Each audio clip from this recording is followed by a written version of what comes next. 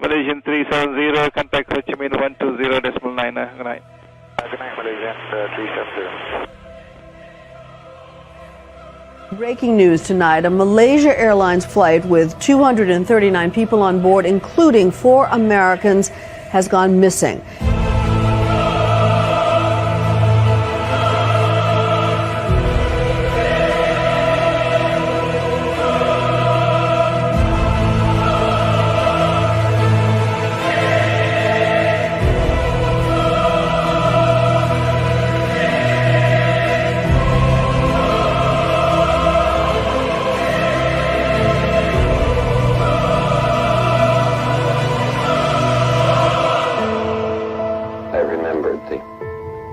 From the Hindu scripture, the Bhagavad Gita. Vishnu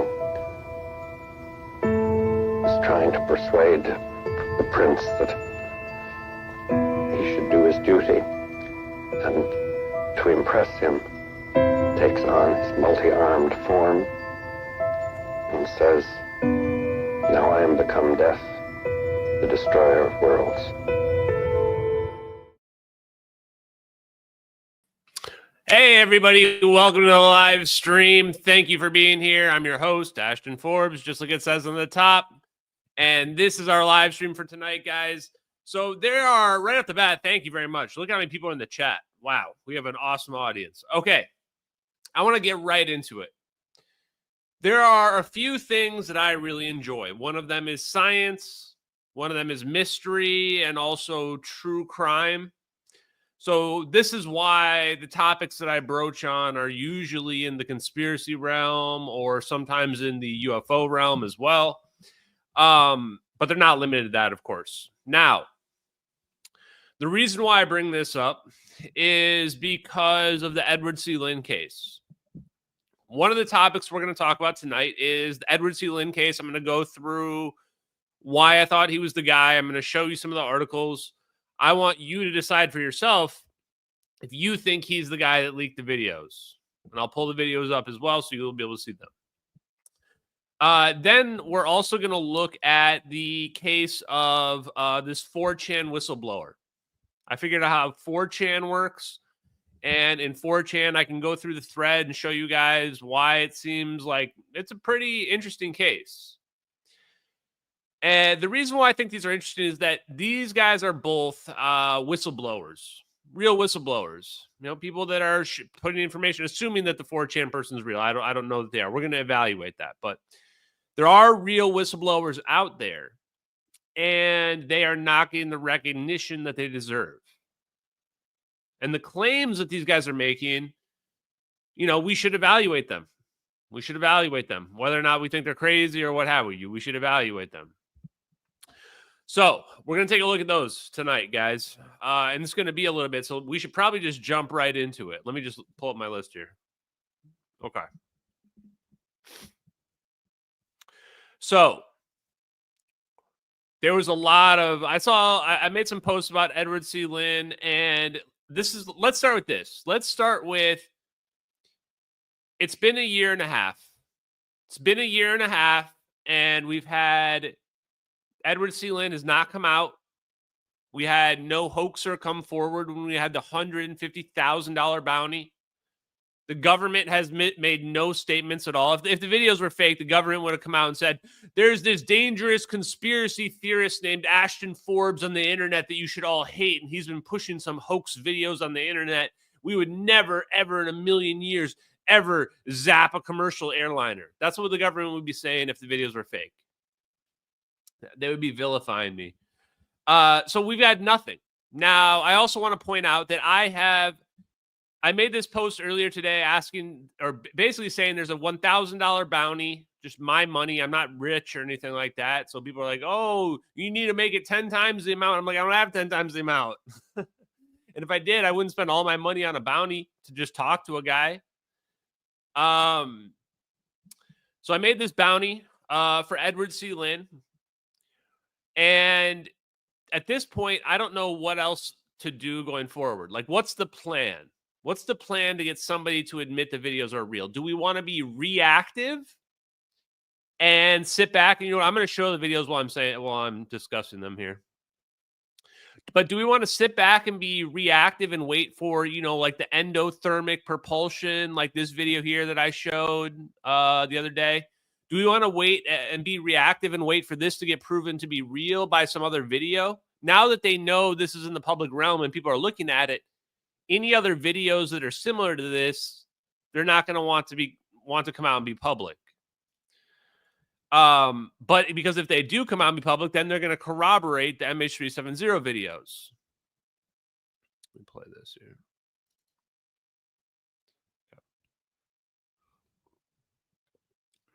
Okay. So, no, I think we need to be proactive. We need to be proactive. And the most proactive thing we can do is not build an anti-gravity device. They've actually already been built. They just get discredited. So that's not even actually a good way to go about trying to solve this mystery. I don't think the science is the way that we push proactively. That's the part where we have to wait. The science part is the part where we have to wait. The part where we can push forward is the true crime aspect of this. And the true crime aspect of this is the Edward C. Lynn aspect. You can see the mouse cursor right there. You can see that mouse cursor. That mouse cursor. There's somebody recording this. And they're not using a camera. They're not using a camera. Some human being recorded this and leaked this on the internet. Okay? That's the avenue. The proactive way is get Edward C. Lynn to come out and admit that he leaked the videos. Or even just for him to tell me in private would be enough. He doesn't have to go on CNN. He doesn't need to go on CNN. If he comes out and he tells me that and gives me some proof, some way to prove that I talked to him, that these videos are real, that's enough. I'll take it from there. Then from that point forward, I can just say that I've got 100% proof of the guy that leaked the videos. I know they're real. That means that any claims they're CGI or by default fake. That's enough. So let me play the other video and I'll just speak a little bit more about this because there's two videos, right? Here's the other one. Just finding Edward C. Lynn. This honestly deserves a this deserves straight up a Pulitzer Prize. Just finding Edward C. Lynn. Like, I didn't actually think that I would find somebody that fit the profile of the leaker of these videos. I'm going to talk about my thought process right after this as well. And there is the guy out there that checks every box. The government's deathly terrified to release information about his case.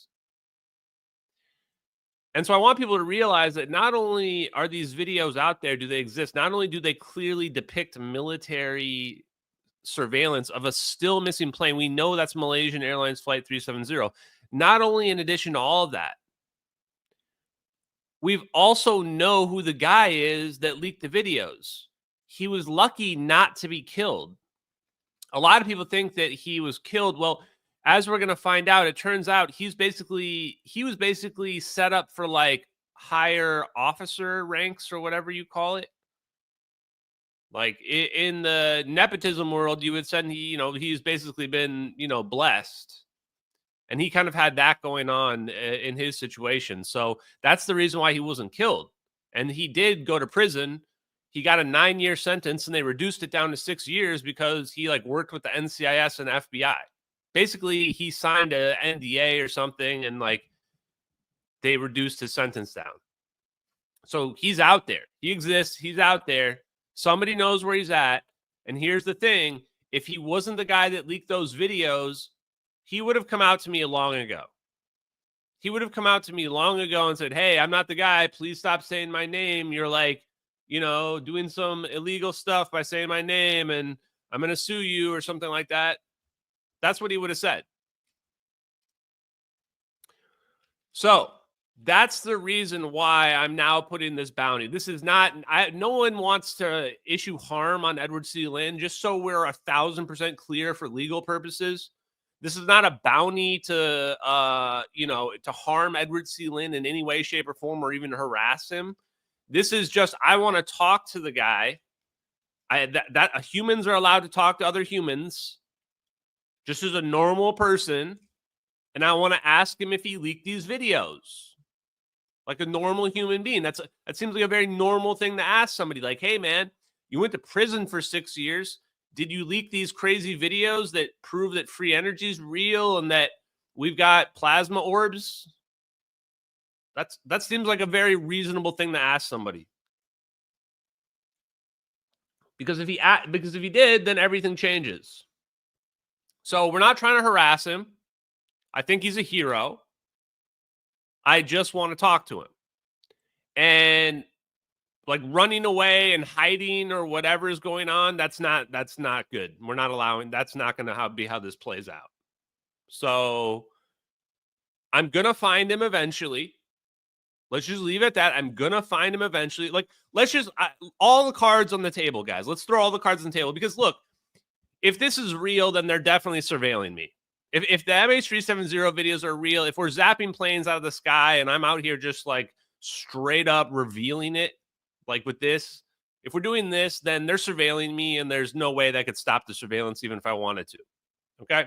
So there's no point in trying to formulate plans, like, covertly to how am I going to beat the CIA, you know? And also, you're not going to beat them anyway. So let's just be straight up about it. First thing I'm going to do is I'm going to put out this bounty. The bounty is, to me, a reasonable amount. $1,000 to just talk to somebody. So a bunch of people know who this guy is and where he's at. I want him to be familiar with these videos. I want him to know. I want him to talk to me. I want to be his friend. I want to help him out. And in return, I want the world to know these videos are real. That's all. Now, if that doesn't work for whatever reason, then I'm going to hire a PI. I'm going to hire a PI. That's the next thing I'm going to do. Just like Versace Boy here said. I'm going to hire a PI and I'm going to find him. Okay? And if you say, oh, well, you know, he's in hiding, you're not going to find him. Well, then I'm going to hire a PI to follow his friends, follow his family, follow whoever he needs to follow that's connected to him that will find him. And if you say, oh, well, you won't find him, I'll say, well, I have all the time in the world. And if I have to find him on a birthday or on his grandma's birthday or Christmas or something like that, then we'll find him then too. I'm not saying this to be a threatening. I'm just saying I'm going to find him no matter what. So this message is for the people that might be trying to prevent me from finding him for whatever reason. I'm going to get in touch with him. So let's just make this easy and get this over with right away. I don't want to go flying around the country trying to track this guy down. I definitely plan to knock on his door and talk to him face to face. No question. That's the plan. Cheers. Okay. So, why am I so confident? Right? A lot of people say, let me sip of this as well, guys. Cheers. Also, shout out to Cat Williams. I saw Cat Williams was on with Theo Vaughn. I like those guys. Oh, man. And truthfully, man, this story is insane. Can you just believe, just absorb this for a second. We zapped a plane out of the sky. I just showed you the videos. You know what? Show it again. We zapped the plane out of the sky. This is why the plane's still missing. This is why that plane is still missing, because there it is. There's the United States government doing what the United States government does, zapping planes out of the sky for no good reason. We realize there's these videos online that basically somebody leaked on the internet, and we ignored it for 10 years. 10 years we ignored these videos. And then finally, the world wakes up and realizes the videos real. And for the poor bastard who leaked those videos, he already spent 6 years in prison. He already spent 6 years in prison, and we ignored those videos. So realize that's this context of, that's the framework for where we're in right now. For this guy's mindset, and for the people that hid these videos, they thought they were in the clear. The U.S. government, the intelligence agencies, the U.S. Navy, that did this operation on MH370, they thought they were in the clear, man. Nobody was even anywhere near to the truth on this plane. No one was even close. And then out of nowhere, MH370X comes along. We come along and we are just pulling up at all the dirty laundry, pulling on every thread, and we just expose the whole thing. And now they're in panic mode. They're in full-on panic mode. And then the best part was, because there was still some level of deniability, people could say, well, a lot of people would say there's no chain of custody on the videos. That's what a lot of people used to tell me. Well, I was like, okay, I'm going to find out. So here's the thought process. So what I thought was, well, first thing I thought, like I just told you guys, was that people were finding out that, okay, it was a Citrix session and there was a mouse cursor on the screen or what have you. And so we're like, oh, okay. And I realized, oh, yes, because a lot of these videos that you see, it's like somebody with their phone recording it like this. But this video wasn't. So when I saw the mouse cursor, I'm going to tell you guys something. Maybe I've said it publicly or not.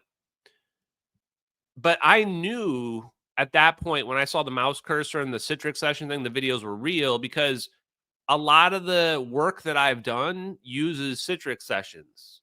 I've told you guys I'm a government contractor, technically. Technically, I work for a third party, but, you know. Technically, so does Lockheed Martin. So I knew it was real because everybody uses Citrix. So I was like, oh, shit, this really is government military stuff. So I realized they were going to get caught because I know Citrix has logs. So when you're logging in, they're going to figure out, they know the exact time that footage was taken. They're going to find out the file. They're going to find out the last person that touched it. There's no way that the person that leaked this footage is like some super hacker that like erased the logs or some shit like that. No. The person that leaked this footage knew they were going to get caught. The person that leaked this knew they were going to get caught. They knew they were going to get caught when they leaked this. Oh, well, this isn't the one I wanted to show, but this one. They knew they were going to get caught with the mouse cursor and what have you. So it was really just a race against the clock at that point. It was just a race click. Or they showed somebody else and they didn't know the footage got leaked. And then, you know, maybe they had no idea. But the way this footage, if you watch this footage a lot, I'm going to hold off the super chats for now. I'll come back to these in a second. If you watch these, especially this video is the one that tells you this is a human being doing a screen recording of a window. And what we found out recently was that this is whammy footage. Like the military has this crazy footage that can like combine satellite data and like drones and airplanes, and they can just make these like 3D, like CGI playbacks. So like you can actually, in this application, or at least the ones they have now, probably this though, like you can move and rotate the screen on multiple axes as well. Pretty wild that they have that level of capability. So when you watch this, you can tell that also the person's like cropped this in a way where it's like doing minimum damage. I point this out because I was able to determine, I was sitting there one night and everybody's saying, you don't have the chain of custody. And I'm going, well, wait a minute. Like this had to have been leaked by a U.S. military person. I was like, this doesn't look like what I would expect spy footage to look like. If somebody was a spy and they leaked this, it's not going to be 1 minute. They only leaked the part with the plane zapping. Makes no sense. And there's no context for this. Nobody took credit for it or anything like that. So this isn't a spy leaking this. This is somebody who's U.S. military. So if you run with that hypothesis, all of a sudden, you have a really good psychological profile for the person that leaked this video. I want to stress this. The person that leaked this video must have had an emotional response. They had to have seen this and been like, what the fuck? That's my one F word for the night, guys. They would have had to say, what the F? And then they recorded this. And they're still recording right here. This video is still going. This is a huge detail. The video is still recording right now. How is it recording a black screen like this? No hoaxer is ever going to add a black screen like this. So they closed the screen. They closed the window, but the screen recording was still running. So it caused it to go black. So we have an explanation for why there's black at the end of the video. And then in this video, I want to point something out. Oh, this is not the right video. This video. So this video is just like, holy shit. Like, why were they even recording this? That's how crazy this video is. The thermal heat signatures, nobody could ever recreate this. Nobody could even recreate this, let alone create this as an original work of art.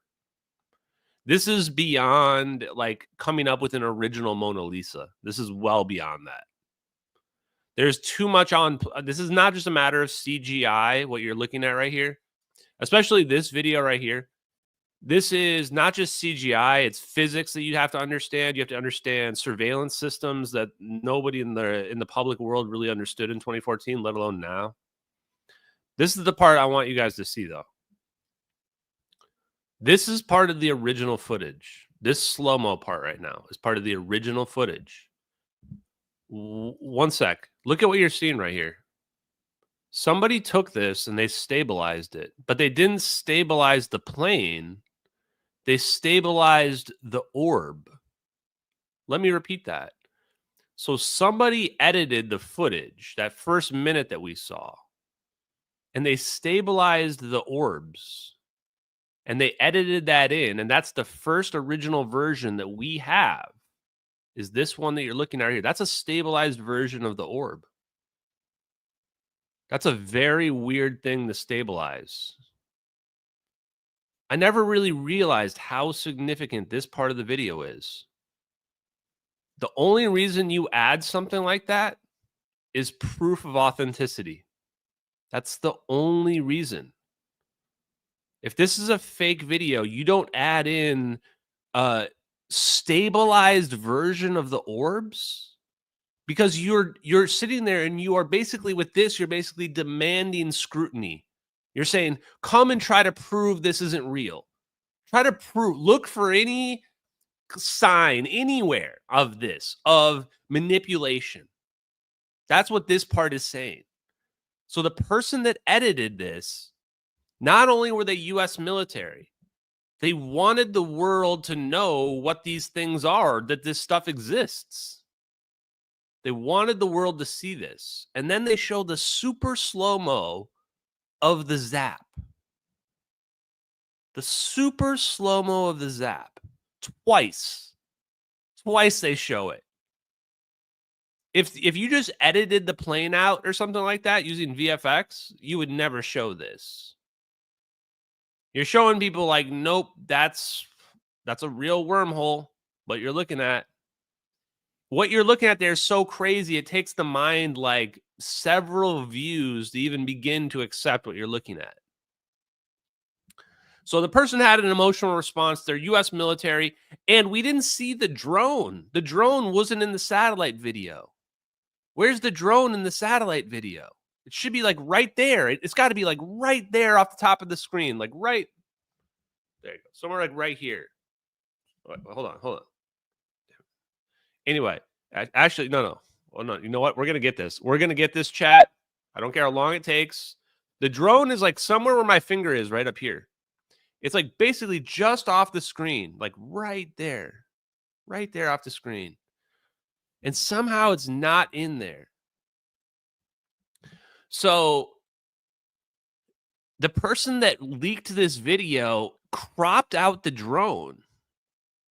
They intentionally cropped out the drone. Maybe they cropped out other things too. Maybe there's a spy plane also visible in this footage somewhere, and they cropped that out. So the story that people wonder, who recorded this? They're like, who recorded this?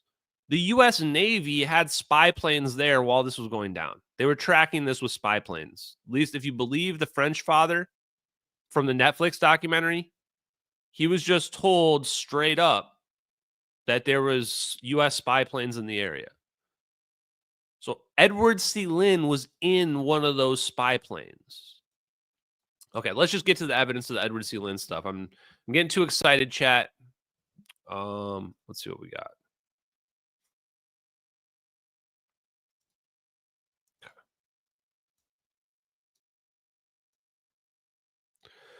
Okay, so we're not going to get through all of it here tonight, but I found some stuff that's like pretty good.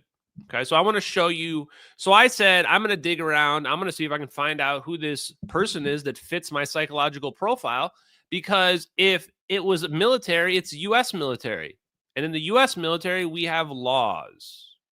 Okay, let's hold up before that. Let's do some super chats. You guys have been going wild, so thank you very much. Too close. Thank you. Welcome. It's True Crime Stream tonight, chat. On Friday, by the way, we'll do a Free Energy Friday again. The Lake Show. Thank you very much for your super chat. Appreciate you. Marco Revisto.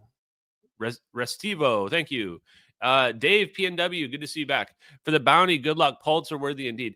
Yeah, I don't expect any amount of money to matter, but I just want to put a bounty out there so people know, so that there's some pressure. We'll build the pressure up, though. Like I said, we're gonna find him no matter what. Eric Woodward, send a message to President Trump. We do need him to pardon Edward Lynn. If he pardons Edward Lynn and it destroys his NDA, then we might be able to like actually talk to him. Chaotic Good, but we don't know for a fact. Thank you, Chaotic Good. We don't know for a fact that Edward Lynn has an NDA. He's out of prison. It's assumed he has an NDA because he took a plea deal. It's not guaranteed. So maybe he doesn't have one. Maybe we get lucky. Maybe we roll the D20. We hit the 20 on the D20, guys. Daniel Soto, do you think getting Edward will make a difference? I think it's amazing what you are doing with connecting the dots and taking on many platforms. This is a good question. Thank you very much, Daniel. Will it actually make a difference? If we find Edward Lynn, yeah, I think it's going to make a difference. Will people automatically start paying attention to it? No. And they'll probably continue to avoid it.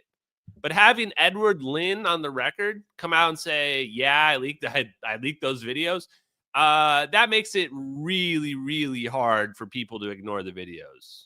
Like really hard. Because now I have a chain of custody. Now I have the guy that leaked the videos, right? Now when people say, oh, well, it looked like a match to a VFX in a video game. Or when they say, well, there were these pictures of clouds that somebody found. And then I go, yeah, well, they were only existed in 2016. And then now the only logical conclusion is, well, they were planted on the internet, which I think people don't want to accept, but they also don't want to accept that the United States government teleported an airplane. So to me, if you're not willing to accept the United States military or the United States intelligence services would plant satellite imagery on the internet to later be used to discredit videos, then you're definitely not ready to accept teleportation and free energy. And that's fine. We all get there on our own speed. Duppy Killa, thank you very much, brother. Appreciate you. Arthur Jones, supporting this man because Ashton is the only one really going hard in the science. Thank you for putting the time you do on this nerd. Emperor protects. Appreciate you, man. Yeah, and before we do that, I know this is kind of going to break up the whole topic here for the people who are rewatching this, but I want to dig into what's going on with this whole thing as well real quick. Arthur Jones. I've operated MX cameras at aerostats in Afghanistan. Looked like he locked in with it on the orb. I believe the drone is using the same camera. So you think it's using onboard software? Yeah, this is a good question. Honestly, this might be a huge detail. This is the part nobody's ever really addressed this. Now that I think about it, well, that's not the right video again. This part with the stabilization, how do you stabilize? Like, is there stabilization software? Was there stabilization software in 2014 that could do this? Like what we're seeing right here? How do you even do this? I never even really thought about it. I didn't even realize what I was looking at when I was watching this. I'm like, oh, they just zoomed in on the orb. But no, this is like stabilization on the orb. And you can tell it's using the original video because you can see it like, here, I'll switch this over. You can see it kind of like jerking around like this. That's because it's using the original video and stabilizing it. So now the hoaxer also hoaxed a stabilization of their own video on top of that. This is crazy. If the MX 20 series cameras or any of these MX series cameras actually have this capability, that actually might blow this whole thing wide open, chat.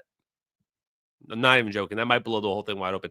The reason why these videos are definitely real as well is that there's so many situations like what just came up with this, like so many small details that can only prove things real. Because when videos are real, there's always going to be a million ways to prove they're real, a million small details that nobody could ever come up with. That's how you really prove when something's real. Even AI doesn't come up with all these little small details and like, oh, well, you know, AI made a video. It made it look like it was using an MX20 camera and its special software stabilization capabilities. Not even AI can come up with that at the moment. Arthur Jones, satellite payload is taking millions of pictures a second. Yes, exactly. So it looks like a camera, in my opinion. So that's Arthur Jones is exactly correct. So we're going on a little side tangent here, guys. The reason what whammy footage really is at a simplified level is they're taking all these photos at super high resolution, super zoomed in, and then they collage them all together. They collage them all together using computer software. They collage them all together using computer software, and then you can log into the software, and then you're looking at this. Welcome to our spy surveillance satellite system. That's probably the primary basis for how all of our surveillance, like spy surveillance satellites, that's how they all work nowadays. So now you know. That's how the Argus, the Whammy, all those systems work by the same concept. That's the reason why it's 6 frames per second. The reason why this looks jerky is because you're actually looking at camera photos that are being taken constantly. Like what is it? What is 6? 10 times per second? 6 frames per second, 10 times per second. Yeah, I think I'm right. 10 times per second. So that's why it looks jerky when you watch this. And it's being rendered in a computer program that's stitching all that together for real-time playback and DVR playback. So there's no way, nobody faked up video with those details. Nobody even knew these videos existed. In fact, nobody's ever really seen a full video like this of this system before. There are a couple promo videos of Sibbers and stuff like that where you can see like kind of some software that looks like this, but you never really see the real deal like this, where we can see the coordinates and all this stuff down here in the bottom left. Okay, let me get through the rest of these super chats. Lil Lung, thank you very much. Appreciate you. Is this my Chinese honeypot finally? Actually, she might be white. Benny Trees, there has to be a re-entry. Yeah, can you imagine if we saw a re-entry video? Okay, I don't want to get too sidetracked, but thank you, Benny Trees. Whiskey Bravo, this is my first ever super chat. Well, thank you very much. I wish I could press the button that gives you a little emoji on there, but it won't let me. This is my first ever super chat. Any scientists that you think are broaching the subject of the technology behind this? Eric Weinstein. No, you want to look at like Nassim Haramein for sure, but he kind of feels like the surfer bro version. Hal Pudoff, George Hathaway, Eric Davis. Those are people you definitely want to look into. There's other people doing it as well. Garrett Model, Bernard Haish. So there's a few people that you can pause that and rewind if you want.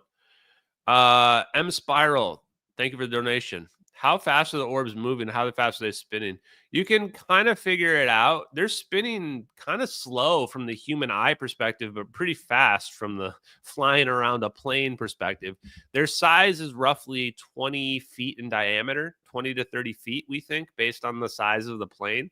So they're big. They're big. These are not soccer ball sized plasma orbs. These are plasma orbs that are bigger than, bigger than the ceiling here, maybe twice as big. They're giant.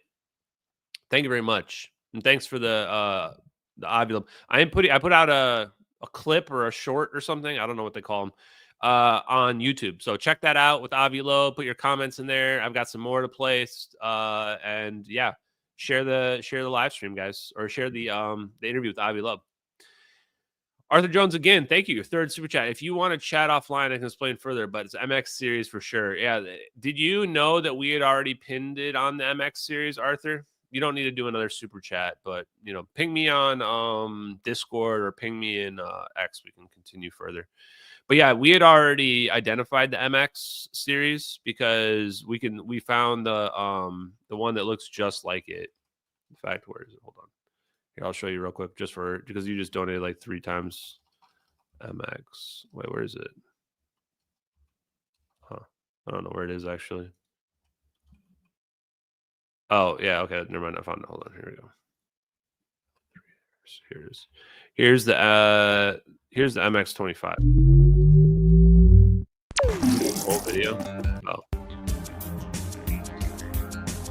So you can see here, like, EOIR, it's got color video, so it shows you it's got color. These cameras are just insane. Like, here you go. The movements on it are like, here, the plane part, this is the part that looks just like, the plane part looks just like the video. I'll go full screen for you guys.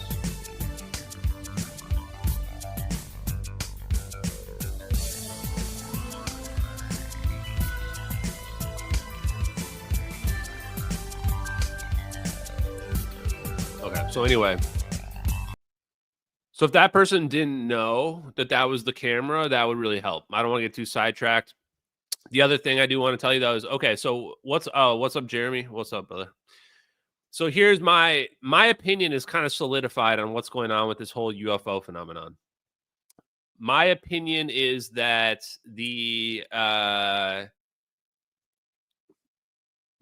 basically the government's definitely hiding this technology. I don't know where it came from, but we've got this space age, advanced, exotic technology, 0-point energy technology. We've got this technology that's out there. And the people that are out there at the forefront of it to the public are basically allowed to say that aliens are real. Maybe aliens are real. Who knows? In fact, you know what? The aliens are, they are real. They're out there. They're out there somewhere.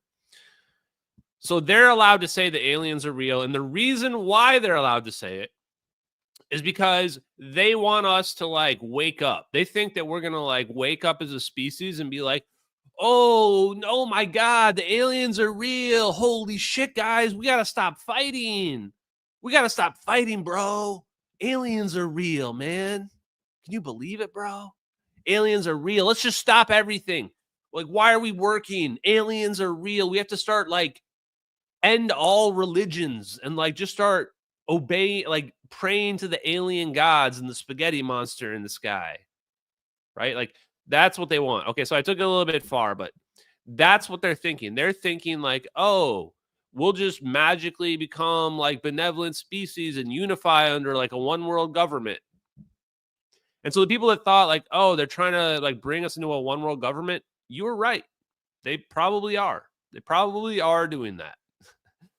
Here's the problem. Humans are not going to change. Humans are humans. We've always been this way.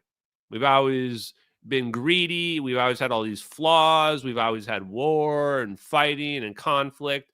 Doesn't matter the scenario. Doesn't matter the weapons. Doesn't matter the era. There's always been that conflict. We are not going to be able to wait this out. We don't have the time to wait this out. So it's coming out one way or another. So from that perspective, we just push it out, right? Like, okay, well, you know what? We got as much cultural enrichment out of it as we can. Now, these same people that are telling you about aliens, let's just, name names, the Lou Elizondos. I think that Jeremy Corbell is just kind of an idiot, honestly. I think, especially watching his recent stuff, like he's so self-absorbed. Like I don't think has the self-awareness to even like really understand what's at stake. Ross Coulthart, I think's in on it. He's in on it. Like he knows, and maybe he wants the betterment for humanity, but like, he also isn't going to push the people, he's not going to bite the hand that feeds him, which is the U.S. government. All his sources, what have you. That's how he's getting his money. So these people will not talk about the free energy aspect of this technology and where the science was buried the whole time. And they're definitely not going to talk about the black projects and operations that we've done to hide the technology. They're not going to do any of that. So the MH370 videos are one way that we can break through, because honestly, I get their view. I understand it. I don't think it's going to work, but good luck to them. we've actually kind of just destroyed that strategy now that we've just exposed it by making it public, like what that strategy is, the slow drip disclosure of, okay, tell us aliens are real. Okay, now we'll tell you about the free energy devices in like 100 years or whatever bullshit they're planning. So we've destroyed that narrative. Now, if we can get Edward Lynn to tell us these videos are real, then that's really all she wrote. They might try to develop a narrative and say like, oh, he's in on it, he's lying, he's working with Ashton or whatever. I've never met Edward Lynn. I've never met him. He might be forced to lie. So I don't know. We're coming for you in a good way, Edward Lynn. We're coming for you in a good way. Now, let's get to the sauce tonight, guys.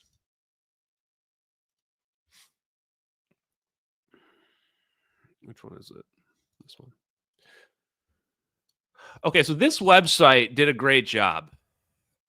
This is the USNI News. When I started digging around, I found this website a lot. And this is basically all the articles there are about Edward Lynn.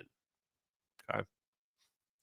Basically all the articles. Am I on page 2? So we're not going to read through all of them, but let's just read through a couple. Okay. This is the first one. Edward Lynn accused of giving secrets to China. He had extensive signals intelligence background and was accused. So I started digging around, guys. And after a couple weeks or like a week of research into different people, I found this guy and I read this. I remember reading this sentence right here. And I went, what? I was like, wait, what? That was the first one I had read where I'm like, well, that's interesting because signals intelligence is how all these assets are able to communicate, like the internet. And then they're like, well, he served on the Navy's most sensitive intelligence gathering aircraft. So that's a fancy way of saying that he flew on spy planes. He flew on our most advanced spy plane, something called the Lockheed Martin E-3E Ares II right here.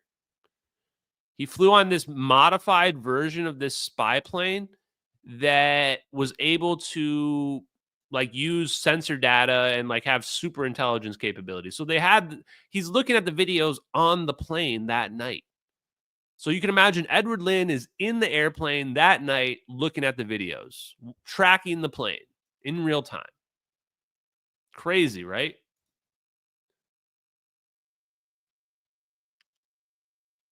So the first article tries to claim that he was passing secrets to China.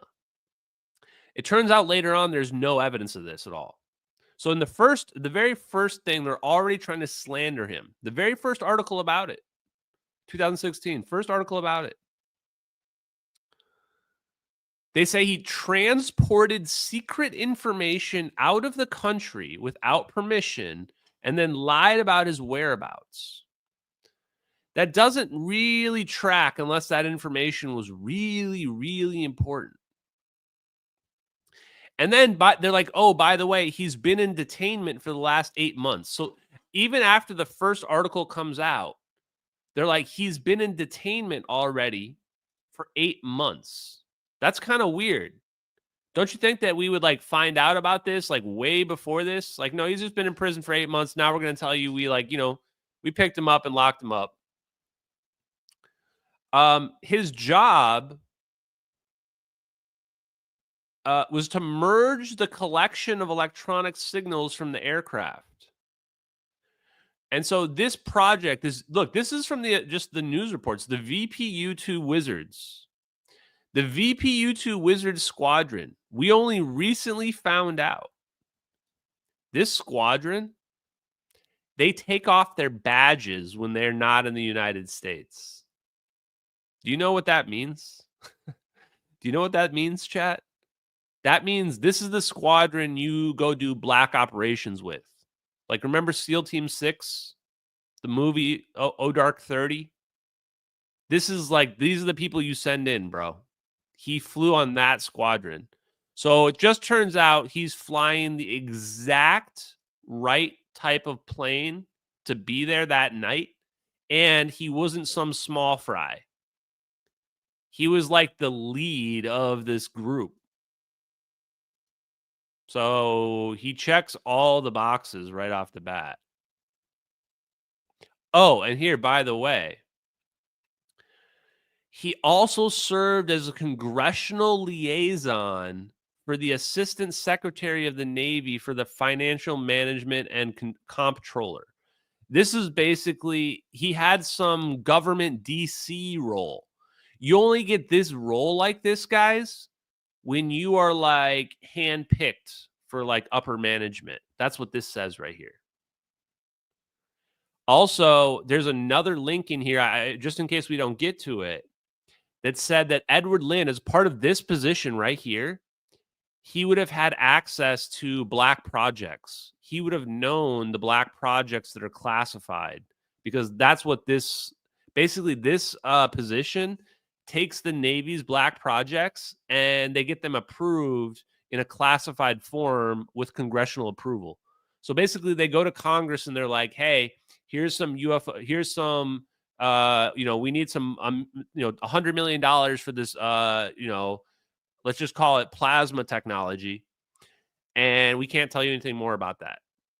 You can't know anything more about that. It's classified. We just need you to rubber stamp it and approve it. Like, that's what his liaison job was.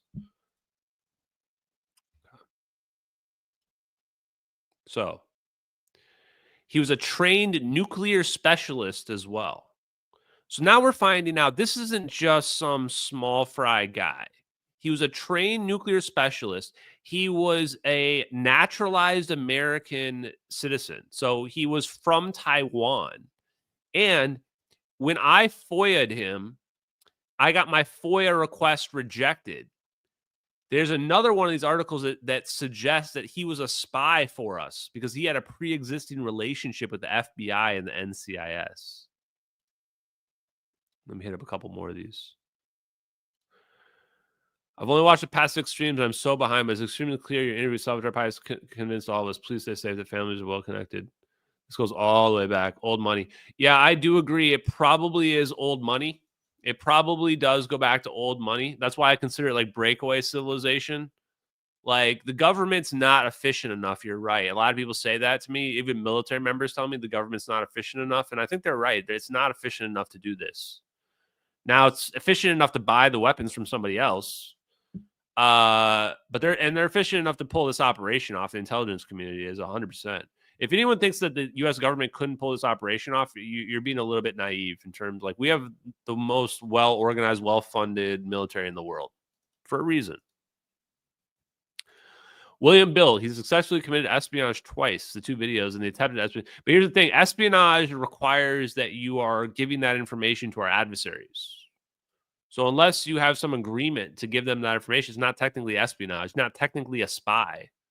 Just leaking the videos because you thought that maybe aliens zapped the plane or you just thought it was the right thing to do, that doesn't make you a spy. That makes you a whistleblower.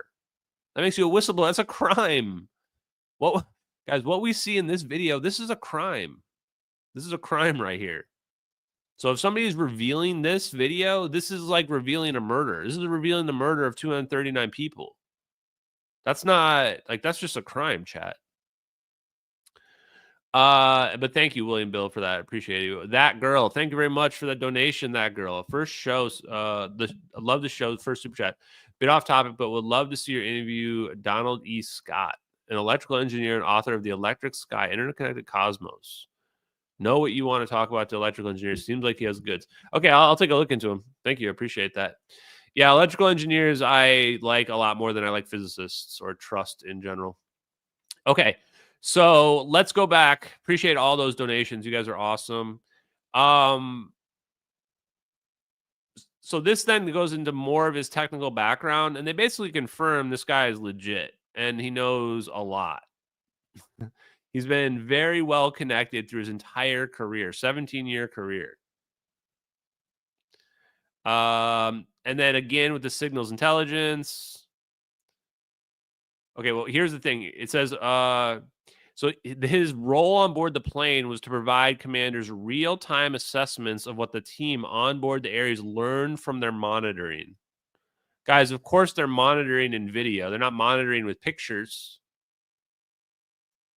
They're not monitoring with like matrix code. No, these planes are filled with, this is this is it right here. These planes right here are filled. They're filled with video cameras and monitors. Well, monitors, I guess, is the more accurate term. They're filled with monitors, and they're basically jamming signals and receiving signals and playing signals, audio, video, whatever they can get.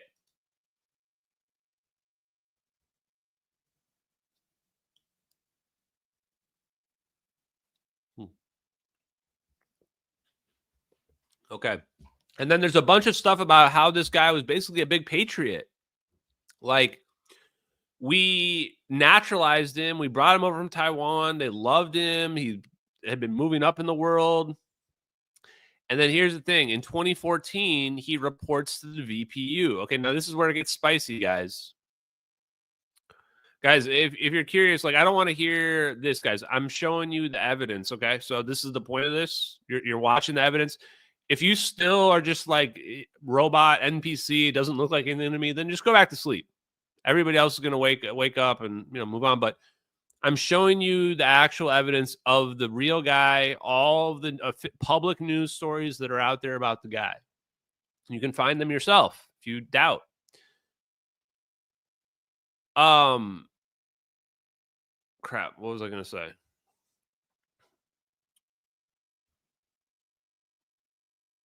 Okay, yeah. So this one's just basically about that he was like 100% legit. And the reason why I thought this was interesting is because Sean Ryan was circling the wagons, and Sean Ryan showed us that these special operators, special forces guys, they all kind of stick together and they know each other, which is why it's like these guys have to know, somebody has to know where this guy's at. And people have to know what it is that he did.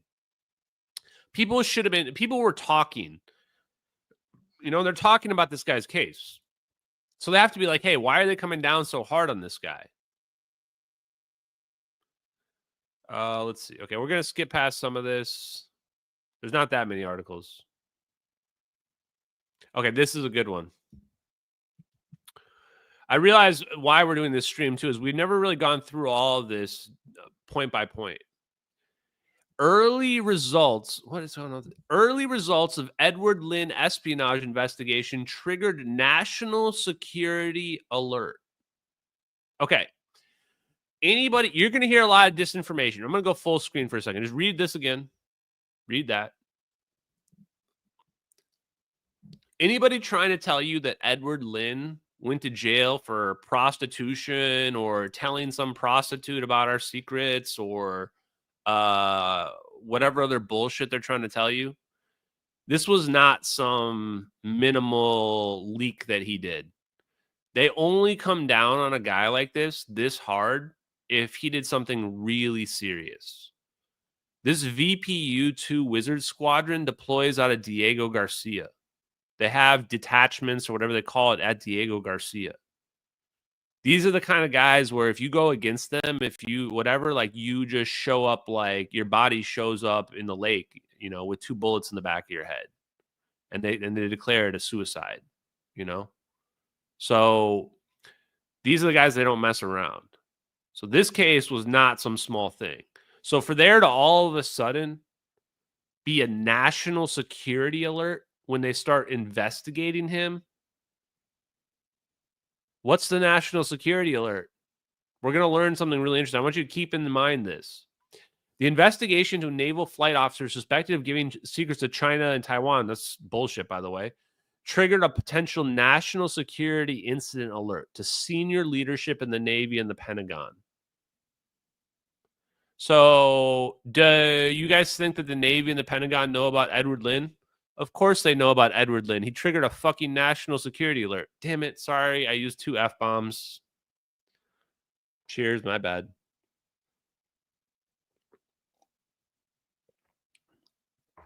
But there you go. He triggered a national security alert. So, I mean, just from seeing this, like, okay, now you know he's the guy that leaked these videos. He's the guy that leaked this video. What are we talking about? This is the only thing that can trigger a national security alert. You're not releasing some random documents unless there's names on them or something. And Edward Lynn did not release a list of names or any bullshit like that. By looking into Edward C. Lynn's case, he didn't even know why he was being arrested. So it's not like he was some secret spy, like putting a bunch of people in danger. He released these videos, and they show the United States government doing a black operation. Hold on a sec, chat.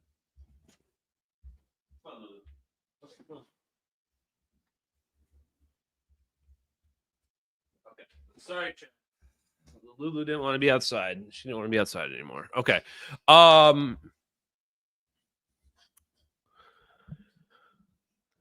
So let's see. Where's the part about the time that he had been? Well, I'm just going to tell you because it doesn't say right now, but he was deployed to the VPU-2 Wizards in February 2014. So Edward Lynn gets deployed to this secret spy plane program just like a week or two before. We don't know the exact time in February, but less than 1 month before the plane disappears. Less than 1 month, he gets assigned to this spy plane program. So if he had an emotional reaction, this fits. He's not used to seeing us teleport planes out of the sky. So he gets there and he sees us teleporting planes out of the sky and he freaks out. Also, when he was part of the congressional liaison, he was potentially exposed to anti-gravity technology. So Edward Lynn, when he was part of the liaison, before he goes to the VPU-2 squadrons, he gets exposed to this technology that he thought was all fake before this, but he just sees it in writing. And then he goes in the VPU, and he goes on one of these black projects, and he sees us teleport a plane, and he loses it. He cracks. He cracks, and he leaks the videos because he can't believe. He knows nobody will believe it. Because you see something like that, and it actually breaks your mind, like literally, like chat. I'm not messing around. When you see these videos, it breaks people's minds. And I don't say that to be like joking or anything like that. So Edward C. Lynn saw these videos, and it probably broke his mind. And he was like, shit, I got to tell the world. I got to tell the world. No one's going to ever figure this out. Doesn't matter what story they make up. No one will ever figure it out. Heck, even if you leak the videos, no one will believe you anyway. Okay.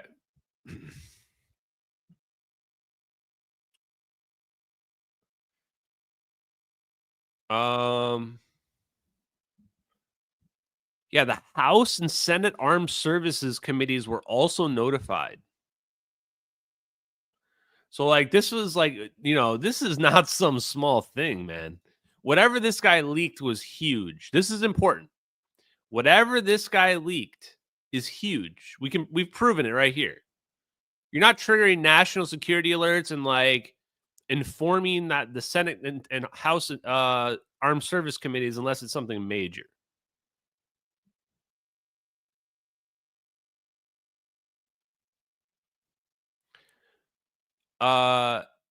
Due to the sensitivity of what Lin could have allegedly shared to China and Taiwan, the case has been designated a national security case, which is tried with an additional set of rules above those of normal court martials due to the sensitivity of the evidence involved in the proceedings. Cheers, chat.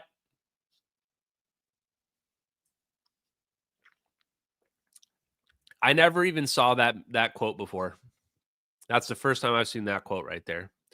We just learned Edward Lin's case was a national security case. Anybody trying to gaslight you and tell you that he just like told some prostitute some secret about some weapon is 100% full of shit. You don't get national security cases and national security alerts going out to the highest levels when you just you go sleep with a prostitute and tell her that we've got some plasma tech. They don't care about that. It's just a story. Stories don't matter. Whatever he leaked is physical, tangible evidence. This is super important. I want you to pay attention. Whatever Edward Lin leaked is not some hearsay word of mouth. He leaked something physical, either videos or documents. There's no way that what they're talking about here, this isn't like you told your mistress something in bed. No. This is something much bigger than that. And they extended his pretrial confinement. Why do they extend his pretrial confinement? They don't want anybody to talk to him. They didn't want anybody to talk to him. Yeah, one of the prostitutes was actually an FBI undercover as well. So, like, they were already trying to smear him. They already knew that what he was doing, like, he was getting cooked. They might have been trying to decide if they were going to kill him.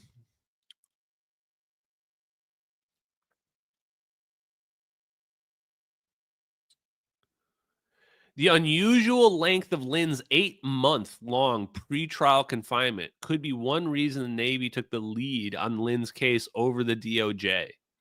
So here's another weird thing.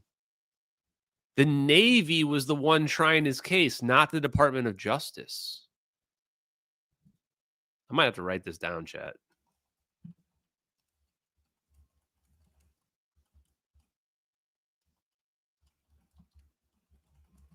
We found even more information. The Navy, why is the Navy trying the case? Why wouldn't the DOJ try the case if it's a case of a traitor? I mean, I guess you could say he's active duty, but they did because they're the ones who are running the MH370 operation. The operation is U.S. Navy. The operation is U.S. Navy. That could be they wanted to incapacitate this guy and keep him from continuing to communicate with the foreign power. That's not what they wanted. They wanted to keep him from communicating with the media. That's what they were afraid of. They did not want Edward Lynn to communicate with the media. That's what this turned out not to be a spy case. So it wasn't they weren't afraid of him talking to China.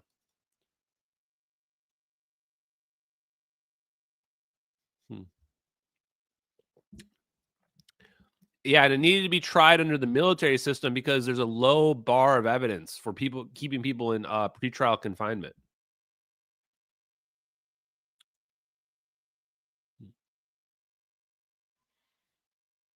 Okay, let's see what else we got.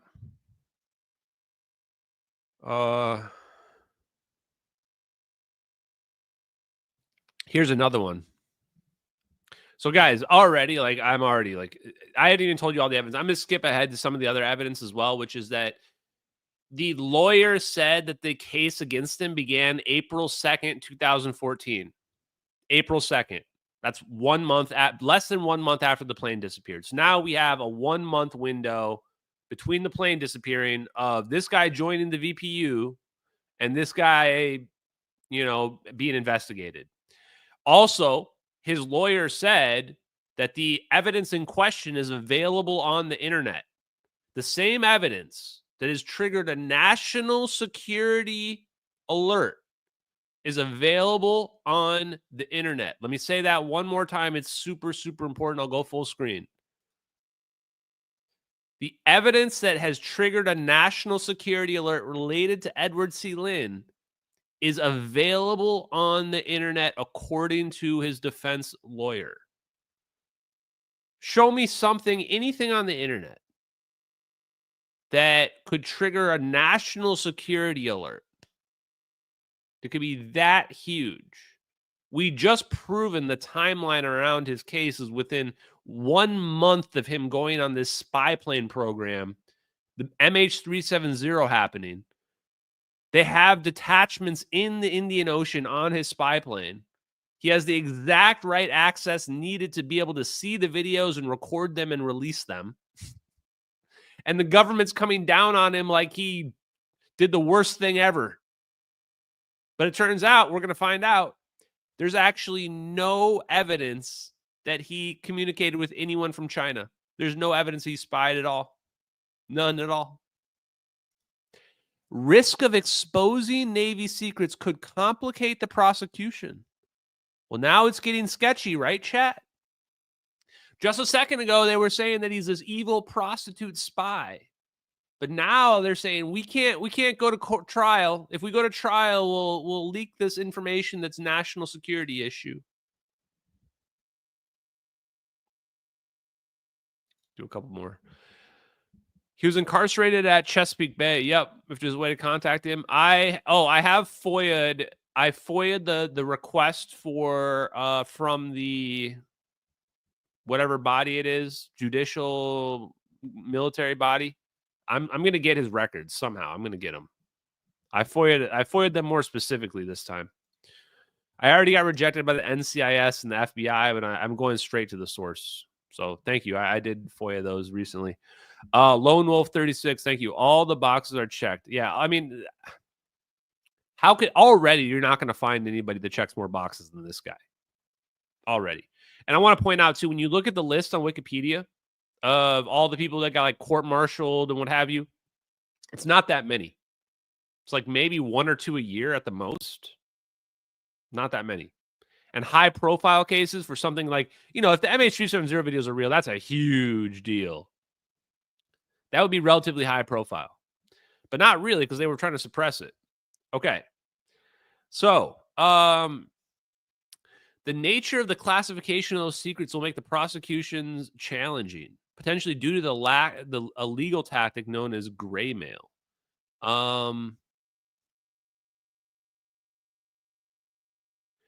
It's still unclear what classified information Lynn is alleged to have shared, but given his position, it could have been among the Navy's most sensitive signals intelligence secrets. Well, guys, I don't know about you, but when I think of Navy's most sensitive signals intelligence secrets, yeah, I think of, you know, this right here. This is what I think of right here. That checks that box to me. That checks that box. Gray mail occurs when a criminal defendant, whether for legitimate reasons or otherwise, threatens to disclose classified information during the course of a trial, hoping that the government will forego prosecution rather than see the information disclosed.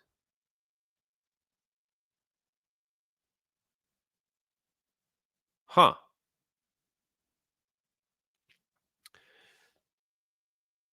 Wow.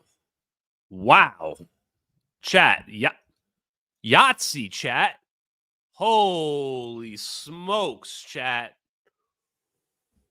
Okay. Anybody that says that he just like randomly whispered something to an ex? No. Look at what we just found, chat.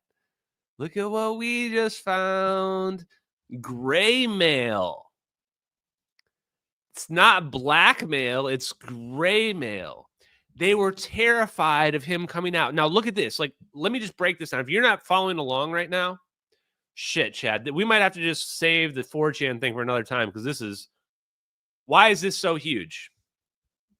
I just told you they put him in, I just told you explicitly, they put him and kept him in pretrial detainment because they were terrified of him talking to the media. What would be a scenario that would be so big that the government is afraid of you blurting it out in the trial? It has to be some public event, something that would garner sympathy towards your cause. It perfectly fits the narrative of him leaking the MH370 videos. It's this major thing. The plane is missing. Everybody's wondering where the plane is. And if he were to go to trial or go to the media and say, I leaked these videos, we took the plane, it's going to put the government in a very precarious situation. And people are potentially going to rally to Edward C. Lynn's side. And they're going to say, he's a hero. He's a whistleblower. He blew the whistle on a black operation. That's what they were terrified of. That's why this is so important. That's what gray mail is. Gray mail is the information that I have is so damning to the United States military that if you try to go to trial with me, I'm just going to blurt it out. I'm just going to blurt out in the middle of the trial. I leaked the MH370 videos. They're available online. You can go to Regicide Anon's YouTube channel and you can find them right now. Go check them out. I leaked those videos. We did that to MH370. If he said that in the middle of the trial, they're fucked. It's all over. How do you continue the trial after that? You can't. They had to convince him. They had to convince him to take a plea deal. They had to convince him that what he did was wrong. I mean, maybe they also tell him this. I'm not going to say this anymore because I don't want to get my channel striked or whatever, but maybe they tell him this as well, is that you're going to get Epsteined if you don't take the plea deal. Like, they very well could have said, you take this plea deal or you get Epsteined. Like, that's how this goes down. So he's definitely muzzled.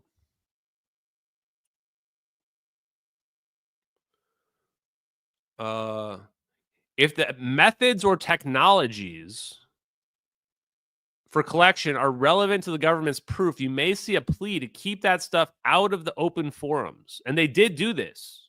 Just so in case you're curious, the government actually did, they required like clearances for the lawyers that were on Edward C. Lynn's side to get clearances just to look at the evidence. And those clearances probably say you can never say what it is that you saw.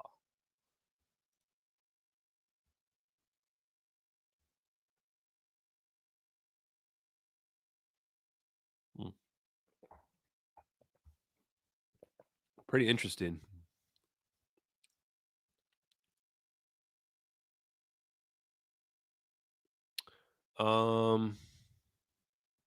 Gray mail, huh? Let's see. Anything else? Oh, and also Lynn was caught with flight logs that included search and rescue code names, which goes to tell you he was definitely on the operation that was looking for MH370. Risk of exposing those is complicated. Okay, there's a couple more. Let's go to the good one that I wanted to show you here.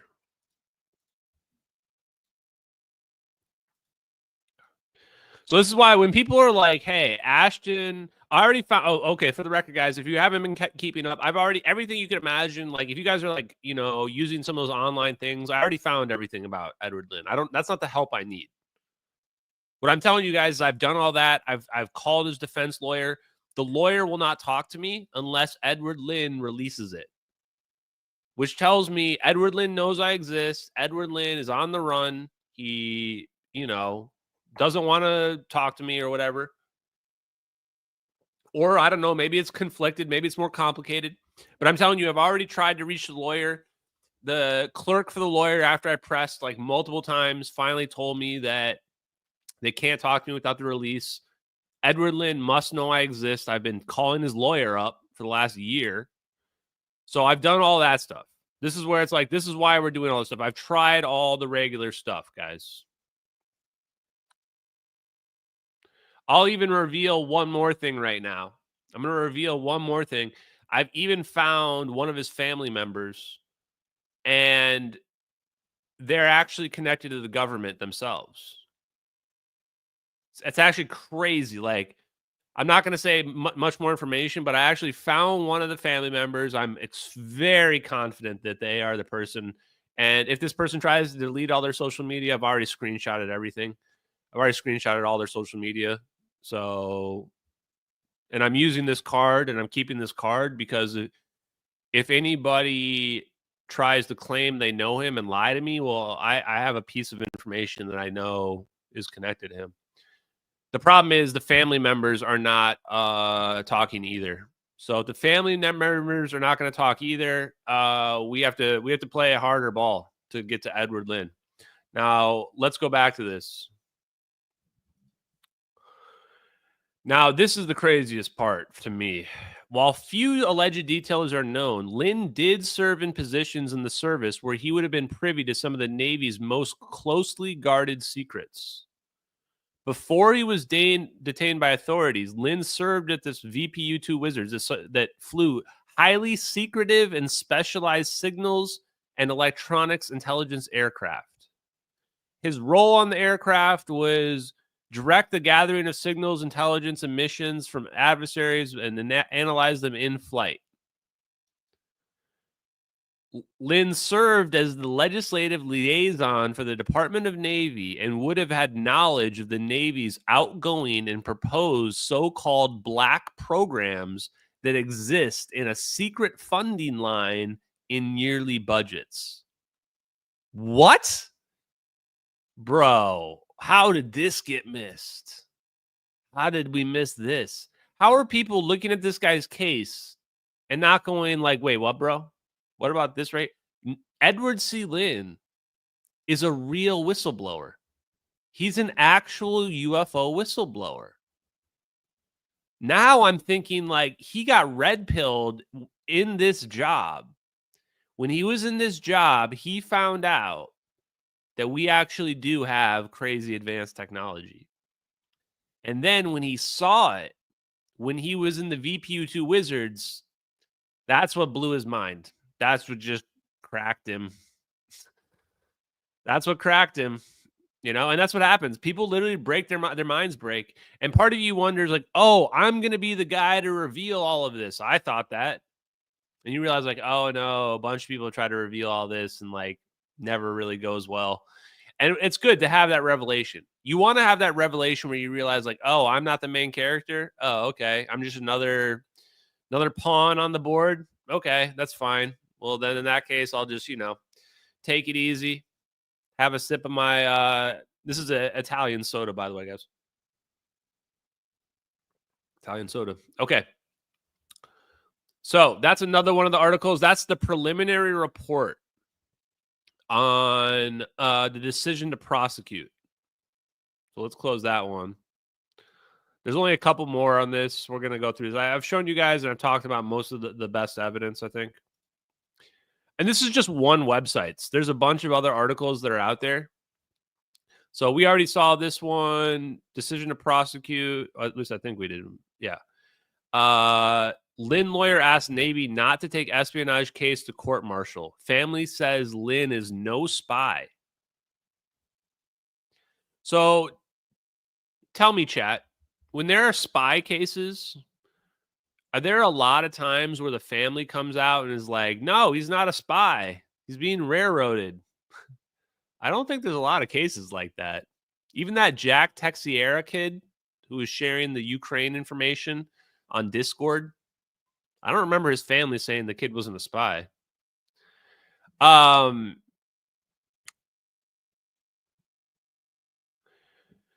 We may which one's the family? I want to read the statements from the family.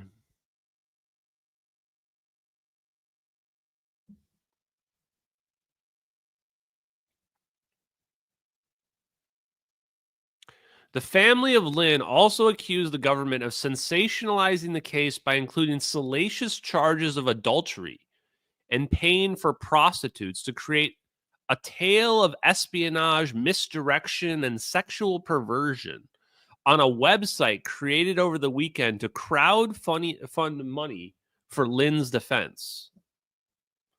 This right here, this to me is a big red flag. Why is the family making websites basically saying that the government's spreading fake narratives about the case? And why are we hearing that the government's afraid of gray mail, where the guy might just blurt out the thing is that he leaked because it's so damaging that they can just use it as blackmail against the government to not prosecute? This is the reason why they didn't come down. People wonder, why didn't they come down on Edward Lynn harder? Because he had them over the barrel. They literally either had to kill Edward Lynn or he's got them over the barrel. I don't even know if he realized what a power position he was in. The fact that those videos were already online and he leaked them, he basically could have done anything. He could have said, look, I'm in charge now. Like, you know, if you either kill me or I come out and I say I leaked those videos and you guys are all fucked. Everybody that was part of that operation is fucked.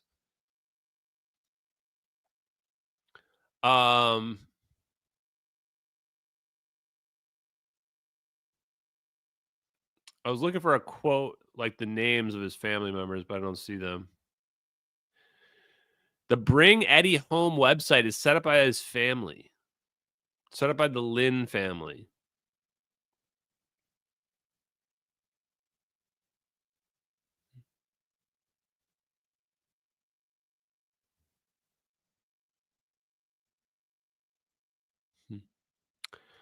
Okay, let's see what else.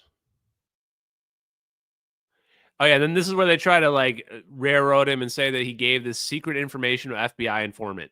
Guys, they are not coming down on him for this, for communicating verbal information to an FBI informant. That is not what this case is about. This case is not about some sting operation. They just ran this sting operation on him because they needed something to put in the paper. They needed something to tell the media so that they could like cover up that he leaked the videos. That's what was going on here.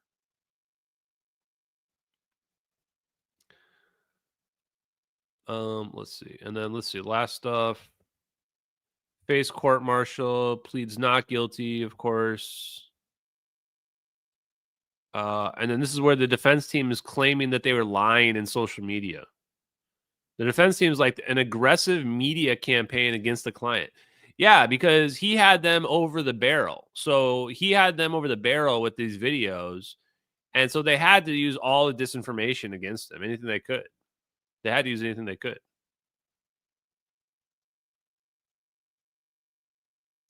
Most of the evidence against Lynn is classified secret, but from the few details that have emerged from the hearings and motions, what he alleged to have passed on to foreign agents is far less sensitive than the highest levels of secrets that he knew. This is the thing. So basically, no one knew what it was that he really leaked. No one knew what it was that he really leaked.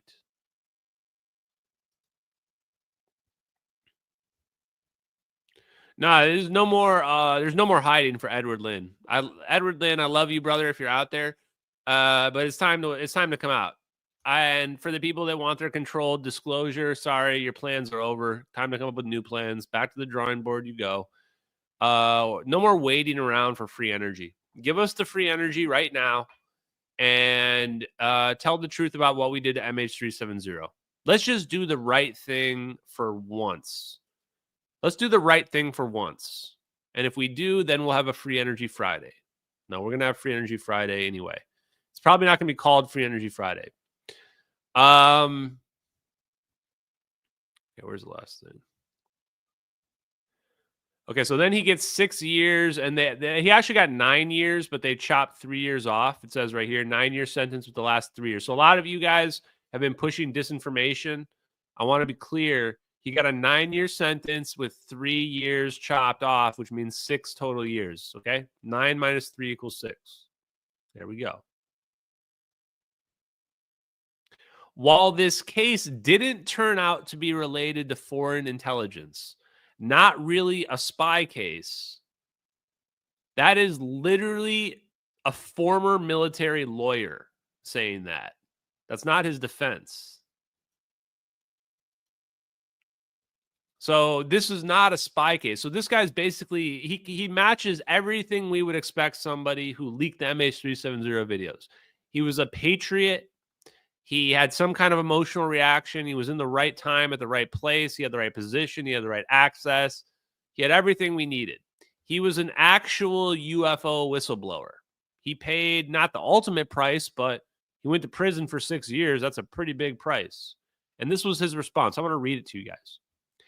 I get physically ill when I think about the damage I could have caused from my actions. I'm exhausted and broken in spirit. The best thing I can do is serve as a cautionary tale to others. They literally broke his spirit, chat. Chat, they broke his spirit. That's what they did. That's what they do to you. They just wear you down. Federal officials began investigating Lynn in early 2014 based on an FBI tip that he may be sharing sensitive information with foreign agents. Who the hell put in that tip? Who put that tip in? Who the hell is like sharing a tip saying that, hey, there's this guy, Edward Lynn, sharing videos of planes being teleported out of the sky? This was definitely an intel agency that tipped the FBI. Because there's no way a random person called up a tip being like, the FBI wouldn't even take it seriously either. If you call up the FBI and you're like, oh yeah, there's this guy sharing sensitive information, the FBI is going to hang up on you. That's such a weird thing. And so basically they look through and they find like nothing really that big in his, all the public information they showed about his case. Nothing was really that special. Nothing was that special. So even to this day, his case is shrouded in mystery. What did this guy really leak? To me, it's got to be the videos. That's the only thing. The MH370 videos are the only thing big enough that warrant this kind of response and the behavior that we see from the government and the military in that case. And the fact that he hasn't reached out. If he was some kind of grifter person, he would have reached out to me because he would have wanted to make money off of it. If he just wanted the truth to get out there, he would have reached out to me to get the truth. The only conclusion I can come to is that he's scared and he has an NDA and he can't speak about these videos that he leaked anymore. And some people are going to judge me. They're going to say, actually, I'm going to go full screen. They're going to say, Ashton, like, why are you putting this guy in danger? Why are you putting him in danger? Guys, he already went to prison. He already served his time. He's already been in danger. Nothing's changing about that. Me making him popular can only protect him at this point. And truthfully, if I'm being sadistic, I would say that if something were to happen to him, at this point, if something were to happen to him, it's going to make the case kind of erupt. You guys watched this live stream. You just watched us review everything about his case. You just saw how powerful the evidence is that this guy is the guy that did it. Like, he's the guy. He's the guy that leaked those videos, guys. So if he were to somehow all of a sudden have a mysterious accident, then things are going to go crazy. So I don't think it harms him to bring it up. And it shows everybody out there, the people that might say that, well, oh, he's not the guy. Well, then why isn't he reaching out to me to correct the record? If he wasn't the guy, I've been saying his name on podcasts with millions of views. Why is Edward Lynn not reaching out to me to say, hey, I'm not the guy that leaked those videos? No, he leaked the videos. He leaked the videos, man. Okay. It looks like Sean Ryan or his associates might be able to help. We'll see. They might actually be open to it. I did post out there. I've already called all the numbers that are associated to Edward Lynn, so don't call those numbers if you find them on the internet. I think I already spoke to most of the rest of this. Yeah, the FOIAs are rejected. The NDA. Yeah, okay, so that's basically it. And then the thing is, we found his appeals as well. And really the only thing we need to prove the videos are real, we don't even need him to break the NDA. We just need him to tell us that what he leaked was videos. That's all we need. Think about it. Think about it, chat. All we need is to know that Edward Lynn leaked videos. We don't even need to know what it is that he leaked or the nature of what it is that he leaked. If we find out Edward Lynn leaked videos, boom, we win. That's all we need. So we actually don't even need national security information because we've already pieced together everything else. Think about that. Because there might be ways to get around the FOIAs. Because they're going to say, oh, we can't tell you all about this whole evidence because it's classified. Well, we don't need the evidence. All I need to know is what was the type of evidence that he supposedly leaked. Was it videos, documents? It was not hearsay. It was not word of mouth. They went after him for physical evidence. So it's either a video or it's a document, basically.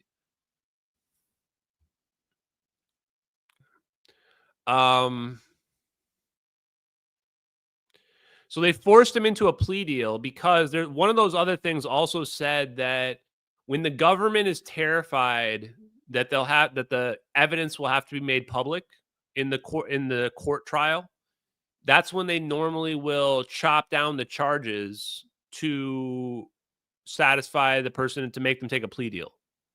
And that's what they did in the Edward C. Lynn case. They forced him into a plea deal. They told him that what he did was damage. They psychologically convinced him that what he did was wrong. He took the plea deal instead of going to trial, where he would have been able to yell out, I leaked the MH370 videos. And they screwed him over. They screwed him over. So he trusted the government. He thought that he would get taken care of by saying that he would take the plea deal. And they gave him 9 years. And in the appeals, he says that this was highly disproportionate to what other people with the same exact sentence charges were. The crime does not fit the time. And the judge and everybody else denied it and said that, no, what he did is way more serious than what other people did, even if the charges are the same. So make no mistake, whatever this guy leaked, it's huge. And we know it's available on the internet because his lawyer said so. Let me repeat that. Whatever this guy leaked, Edward C. Lynn, it's huge. It's massive. It's a national security issue. We've been talking about national security issues a lot. It's available on the internet. Where is it? Are we looking at it? Are we looking at it in 2 videos right here? Are we looking at it right there? I'm pretty sure we're looking at the national security issue. This qualifies as a national security issue, chat. Let me see what else. Hannah D, thank you very much. I think Lynn believed the orbs were out. Yeah, it could be that he could have believed that the orbs were aliens. He could have believed that the orbs were an outside threat. He could have believed that he was doing a good thing. Could it be? The only way we're going to know about some of these like very specific details of people's mind states is if we get them talking. And that's why I need to talk to Edward Lynn. I need to understand these nuances of his headspace. Okay, guys, I'll open it up to non-super chat questions for the next couple minutes. So ask your question on the Edward C. Lynn case. Is there anything I missed regarding what people were saying in the chats? This is partially to address some of the replies as well that we saw. But the next plan is to find Edward Lynn. That's the plan. That's how we escalate this. That's how we move this forward. It's not our only plan. We got several irons in the, whatever they call it. Irons in the fire. We've got several in there, but this is probably going to be the easiest one to accelerate this process along. And then I like comments like this. The one that said, God, this can never come out. This is the conversation we need to have. This can never come out. Think about everything else that would follow. This is what Stephen Greer has been saying for years. Yes, it is. And we're going to force it to come out. The very thing that everybody's saying cannot be allowed to come out, the free energy, the teleportation, all the bullshit that they're hiding, they say we're not ready for. Yes, it's coming out. I'm going to make sure it comes out. If it's the last thing I do on this earth, I'm going to make sure that it comes out. We're going to get the free energy. We're going to get all the zero-point energy technologies, all the bullshit that they've been hiding for national security. I don't care that they say that the jihadi terrorists are going to suicide bomb themselves or whatever. We're going to roll the dice. I don't care about their excuses. We're going to roll the dice on it, and we're going to see how humanity goes.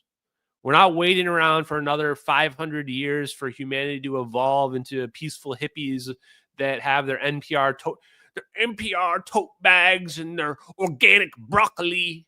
We're not waiting around for that shit. That's never going to happen, bro.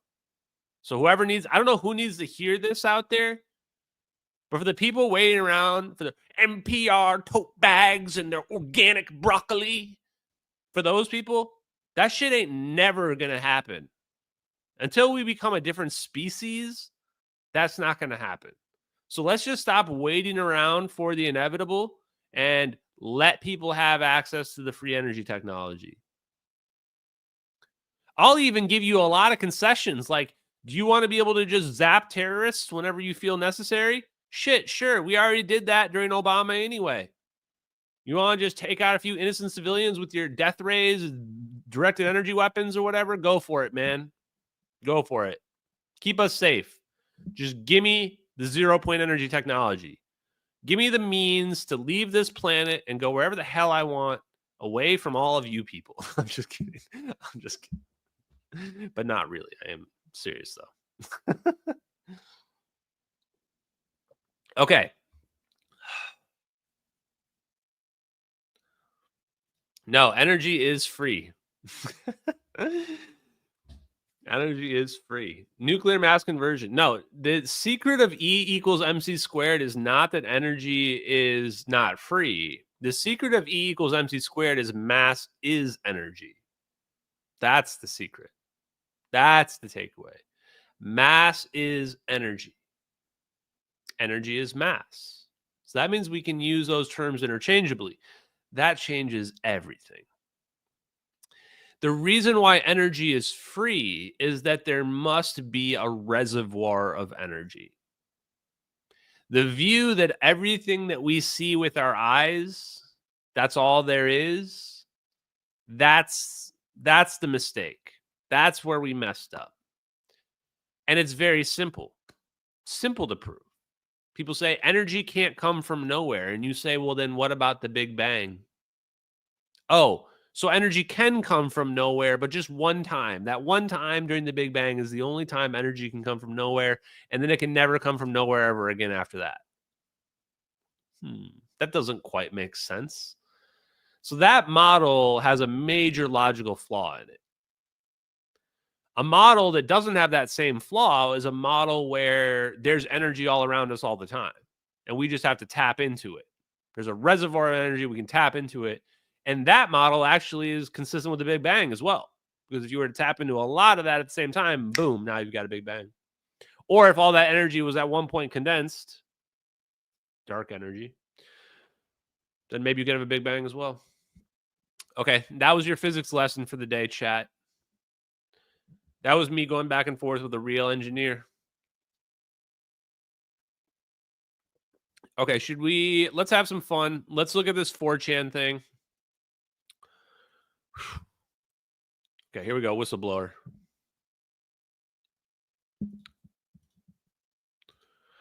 Okay, chat. You guys, I do so much for you. I had to learn how 4chan works. So this is a post. Basically, this person's saying that they were naval intelligence, they underwater detection systems, they saw underwater UFOs. The drones we were seeing are not US, Chinese, or extraterrestrial. They're from Earth, and we're not entirely sure what they are. We know where they come from. They emerge from subterranean and submarine exit points. So basically, this person's saying that the aliens are coming from inside the planet. Okay. So I hope you're ready for this curveball. Now we're talking about aliens coming from the crab people coming from underneath the Earth. My team analyzed data from nuclear subfleets equipped with next-gen quantum sonar arrays. Well, that's cool. Quantum sonar arrays. This reminds me of Hal Puthoff's patent right here. So if this is a LARP, this sounds okay, interesting. These tracked objects emerging and returning to depths far below our sub's crush depth. Simply put, their movement defied physics. I'm talking about vertical ascents and descents at 75 to 90 degrees with constant velocity, no cavitation, and no acoustic signature. Guys, honestly, bonus points if you say the word cavitation. Saying the word cavitation gets you like 5 smart people points right off the bat. Just a smart person word, cavitation. By 2014, we identified consistent emergence points. We called those the threshold points. These were not random. Clusters of these objects always seem to emerge in Puerto Rico, off of California, and the East Pacific Rise. Okay, so let's see. I'm trying to remember how this. I think the ones at the top are the replies. Yeah, so the ones at the top are the replies.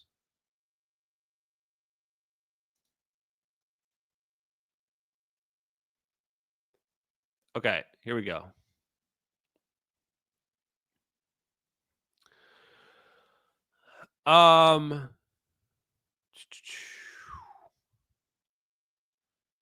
We consistently observed 2 configurations. The most common was an oblong spheroid, exactly like the Tic Tac shape that gets thrown around a lot. The other form was a perfectly spherical, usually 5 to 8 meters in diameter.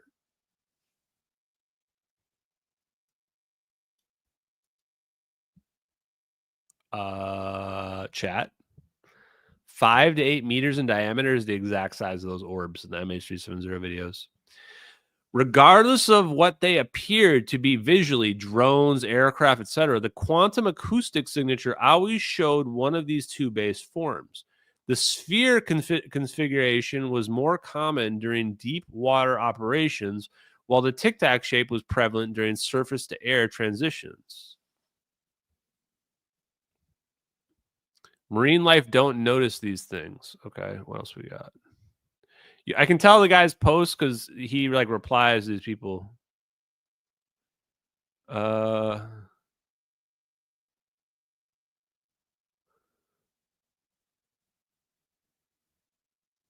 here we go.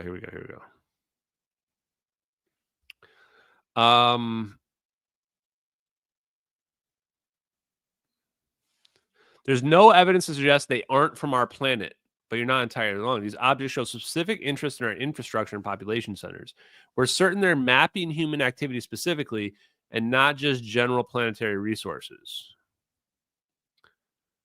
Then they say it's not related to a pole shift as well. Don't worry, there's some good parts coming up here, chat. This is going to pay off at some point.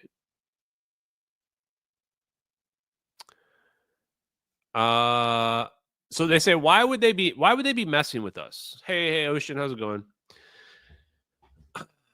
Of course we can tell the size of the orbs. We know the size of a Boeing 777, so it's not that hard to tell the size of the orbs, guys. Come on. Thank you, Hey Ocean. Welcome to the chat. Now this part here. What are the aliens doing? Well, the theory is they're tired of us messing with them. We've always assumed they're peaceful, otherwise we wouldn't have thrived. However, basically industrialized every corner of their native environment. So basically, they're like the Lorax. By late 2022, we had 40 emergencies per month. This reminds me of what was that movie? The underwater one, Pacific Rim. Reminds me of Pacific Rim. We have another emergence. Another emergence. And by the way, do I believe that these are all aliens? No, I do not. No, I think we've got this technology for sure. What we did to MH370 was no way it was random orbs emerging from the ocean to zap the plane away. And yes, other nations are tracking this. That's why keeping this contained is impossible. Russian deep sea research vessels were all over the East Pacific rise threshold points. They have better deep water capabilities than most people realize. The Chinese aren't dumb to this either.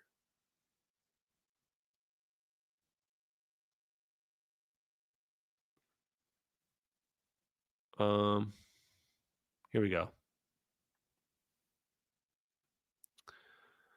Okay. Where's the part? Somebody shows them the videos. You know what? I think I can just find it from the top.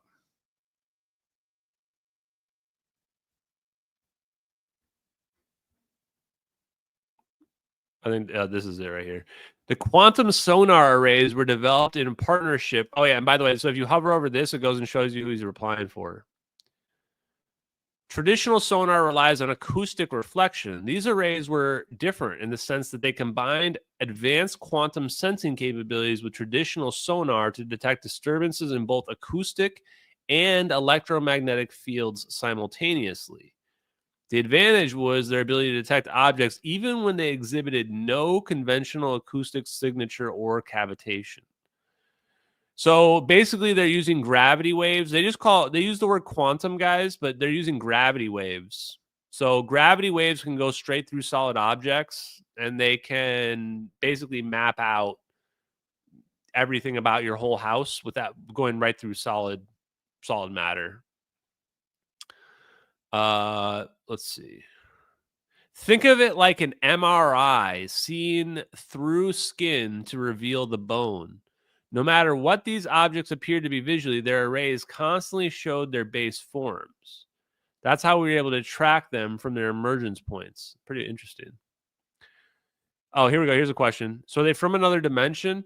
They demonstrated mastery over pressure differentials and electromagnetic fields in ways that suggest advanced technology, not interdimensional phasing.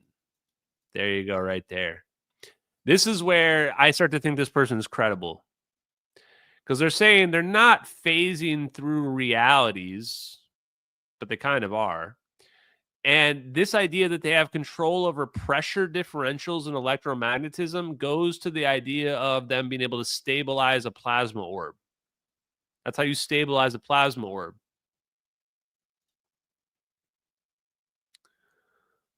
Okay, let's see what else we got. Oh, I remember. I can go see. You can see who replied to this.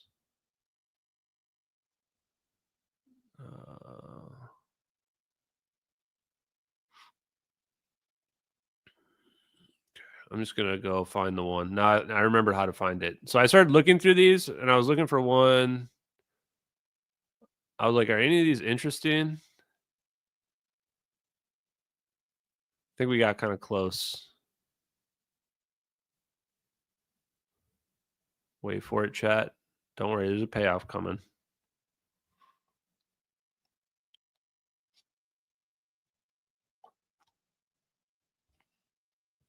Wait, where is it? You can't delete posts in this, can you? Shit, chat. Where is it?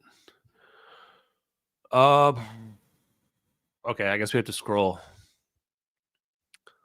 It must have been a reply to a reply. Well, when you guys see the MH370 video, then we'll stop. Somebody shows him the picture, and he asks if it's real. There it is. Here it is.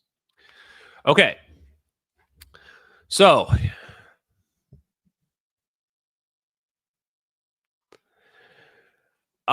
basically says that these UFOs manipulate Earth's magnetic fields, like the surf, basically. The physics involved suggests a theoretical possibility of a large-scale field displacement. What do I need to look at the chat for? Guys, I don't follow the chat. It's going too fast. Lynn being able to speak could even be dependent on Trump. Yeah, it could be. We might need a pardon from Trump for Lynn, though. But thank you, GTE. Appreciate you, brother. Okay, don't worry. Let's focus back on this. So where was that reply to the physics? The arrays detected we call quantum field bubbles around these objects. So that sounds very credible. The arrays detected what we called quantum field bubbles around these objects. Zones where conventional physics temporarily cease to function, similar to threshold points, but somewhat mobile. In theory, an object generating these effects could extend the field to encompass a larger volume. That sounds exactly like the videos. The quantum acoustic signatures we measured during actual aircraft encounters showed momentary phase matching between the object and aircraft electromagnetic profiles. What? Phase matching? By early 2022, we were seeing synchronized effects across multiple sites. This same mechanism could create a mobile threshold point around an aircraft, essentially treating it as an emergence event in reverse. What?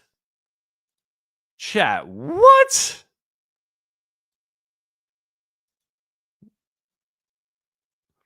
Hope the explanation makes sense. It's still pure speculation based on our sensor data, but physics suggests it's possible. That's wild because we've got multiple videos like I'm about to show you right here that you can watch the airplane getting sucked backwards. Watch the airplane getting sucked backwards. So you can see the outline of the airplane coming out of the wormhole right there on the right. You can tell that the plane's getting sucked. That's one frame difference. You can tell the plane's getting sucked backwards. That's why it's blurred here as well, is because the plane's already getting sucked backwards in that frame, and you can see it's now been pulled backwards into the portal or the orb or the whatever the fuck's going on, wormhole. Whatever it is. Too many F words today, chat. I think I have another one as well. Hold on. This one might be better. Emergence event. Yeah, you can see the tail. That's what's crazy. You can see the tail. Look, you can see the tail right there. How wild is that? That's clearly the tail. You can tell it's going. You can tell it's getting pulled backwards. Chat. What do you want me to say? Okay, so going back to our crazy thing here. Damn. That's the part where when I read that, I went, okay, yeah, we probably need to start paying attention to this.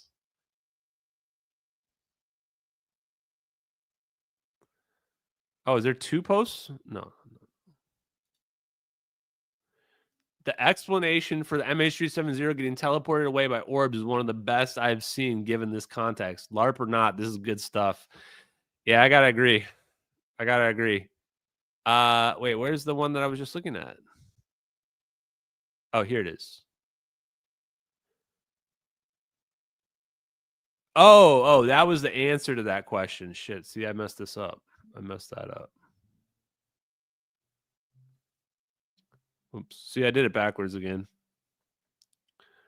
Okay, so yeah. Let's see what the replies are.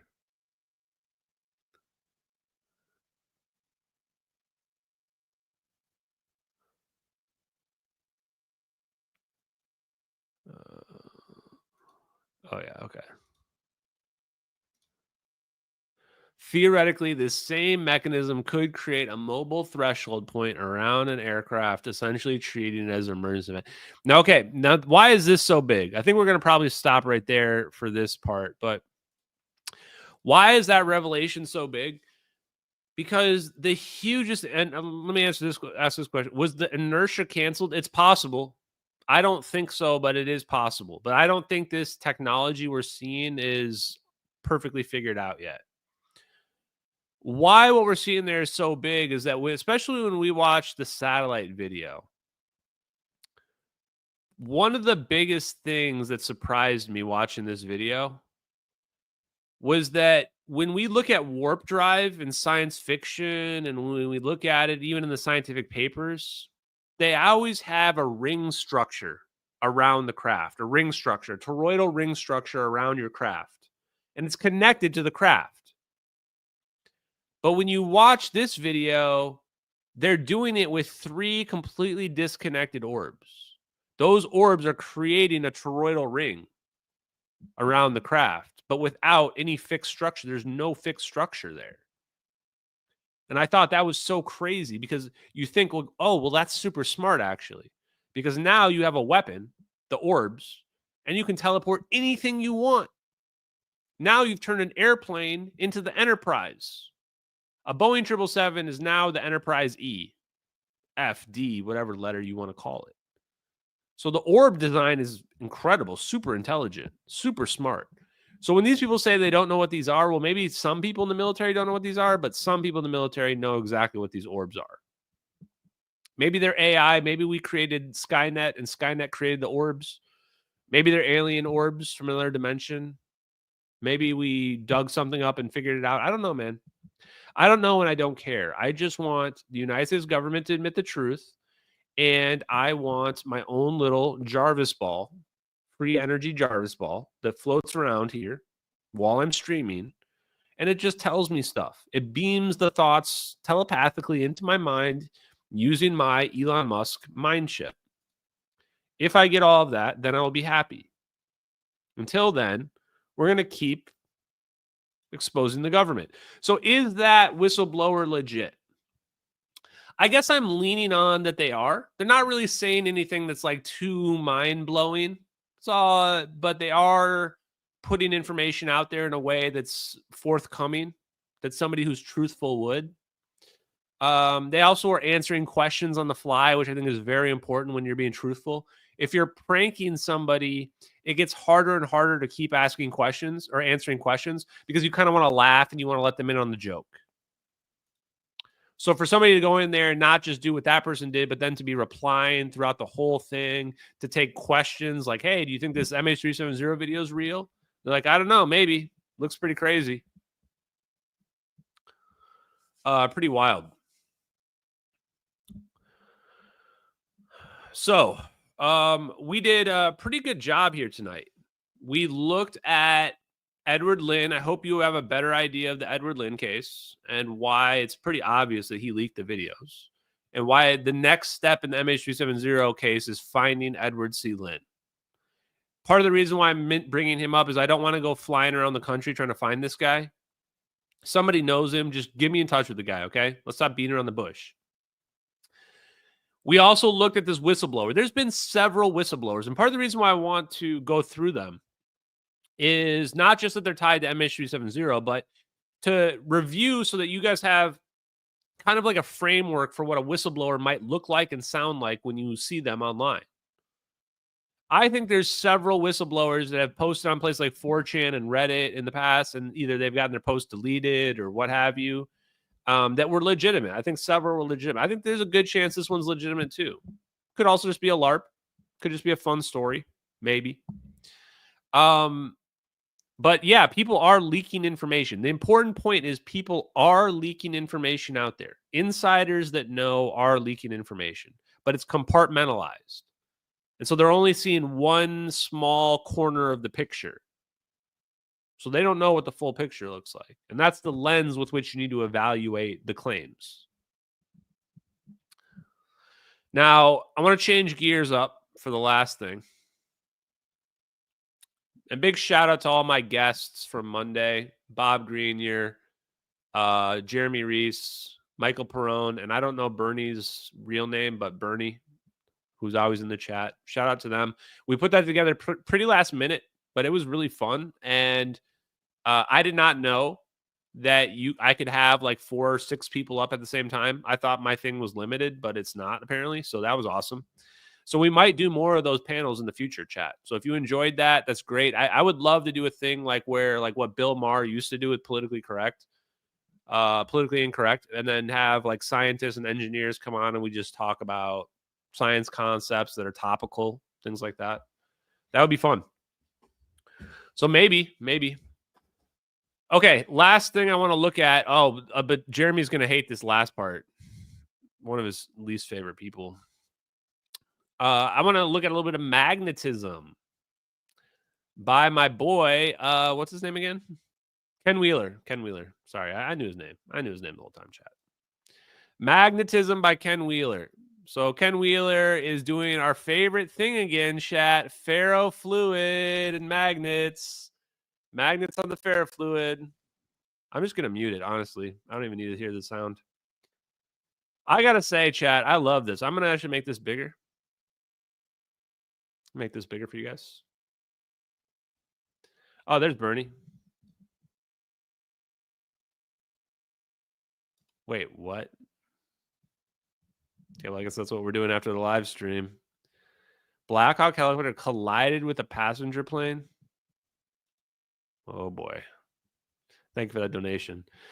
Yeah, what's he saying?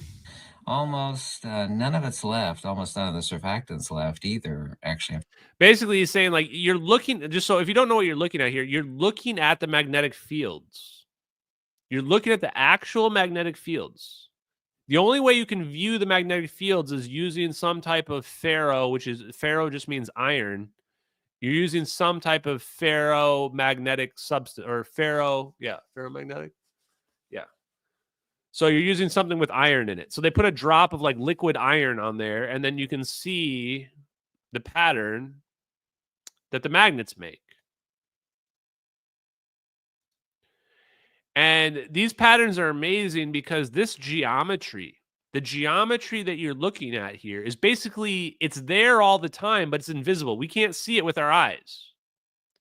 We can't see this without the help of this ferrofluid configuration. But those magnetic field lines, that intricate geometric pattern that you see right there, it's always there on the magnet. It's always there. And this is important because the magnet is what's interacting with the 0 point energy.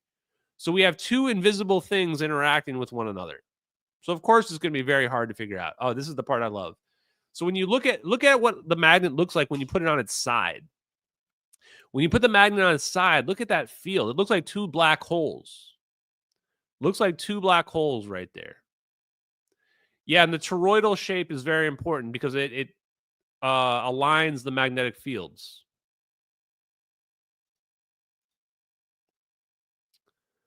And so I think the big question is, doesn't this one right here look like a black hole? Yeah, this looks like just a black. Oh, wait, that was Black Hawk. Okay. That looks just like a black hole. I won't surprise me if we find out black holes look just like this. You could even see, like, this would be the event horizon in the middle here. Like the event horizon in the middle. And he has this bright event horizon going around it. It's basically just a void. I think we're going to find there's a very direct connection between magnetism and black holes.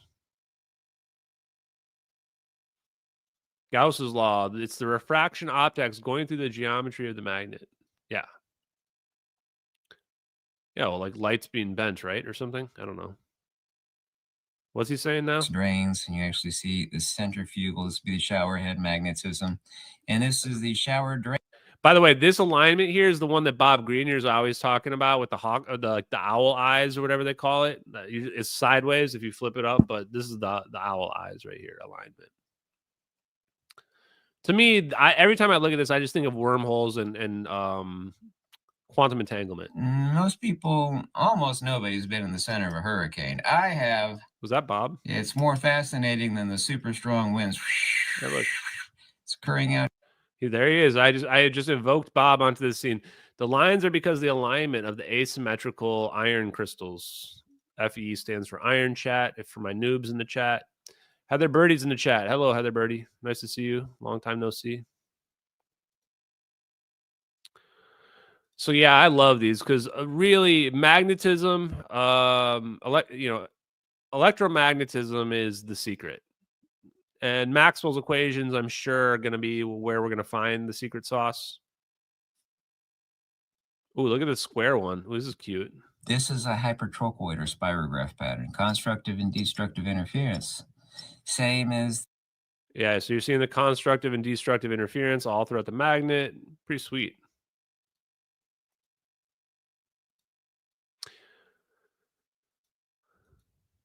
So yeah, you can imagine manipulating magnetism at much more powerful levels. And that's what we're talking about dealing with the Pais effect. We're creating a real singularity. A real singularity, chat. Okay, let me see. Anything else we're going to go over? Okay, so I think that's good enough for tonight. Okay, so we went over some spicy stuff. What do I got for you guys? Okay, Friday. Oh, I've got to get my moment of Zen ready too. We're going to go through Eric Laithwaite, the Magnetic River, and the guy that built an anti-gravity machine named Sonny something or other. Built an anti-gravity machine. We're going to look at that. We're going to basically look at Stefan Marinov's maglev as well. So we're going to look at some free energy related, not necessarily free energy devices, but free energy related stuff. Anti-gravity, connection between anti-gravity and free energy. We're going to take a look at that stuff on Friday. It's going to be awesome. And what else? We hit up all that. Oh, and then we're going to look at the NG8 a little bit more as well. So I posted a video of the NG8 thing on Twitter, so check that out. And then Mantis. Okay, guys. So lastly for tonight, let me make sure I didn't miss any donations. Thank you. We Are the Change. Appreciate that. Thank you for the heads up, guys. Thank you for those donations and heads ups in the chat. Shit. Do I not have the link to it? 1 sec. Please tell me I bookmarked it. Who has the link? Okay, well, this spoils it. One more chance. Let me see if I can find it. No. Who has the link to that guy on Ross Colehart saying that he spoke with the Manted people? I need the Manted people link.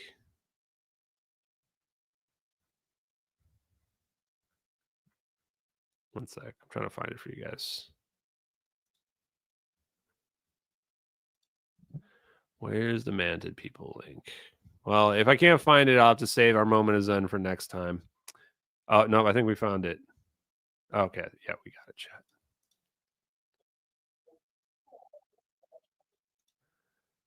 Oh, crap. John. Okay, I got it, guys. Hold on. Here we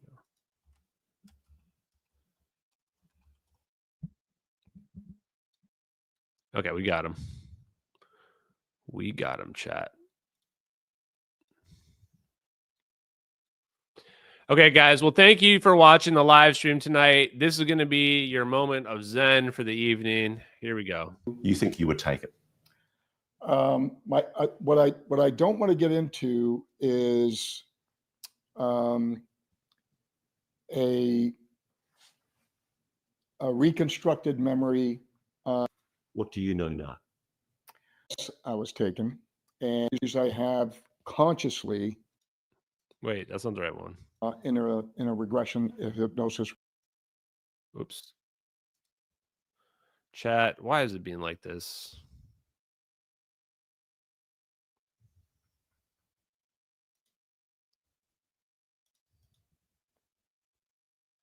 Okay, here we go. I think this is the right one.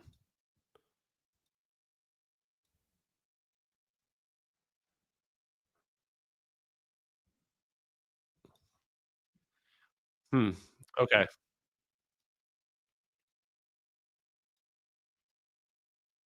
Okay, here it is. I found it. I found it. Found the real one. Here we go. Okay. We're going to go to the plane crash thing in a second. John, if you have been abducted, and if there is a non-human intelligence, it's not inconceivable that one day you might actually get the opportunity to meet your abductors. I already did.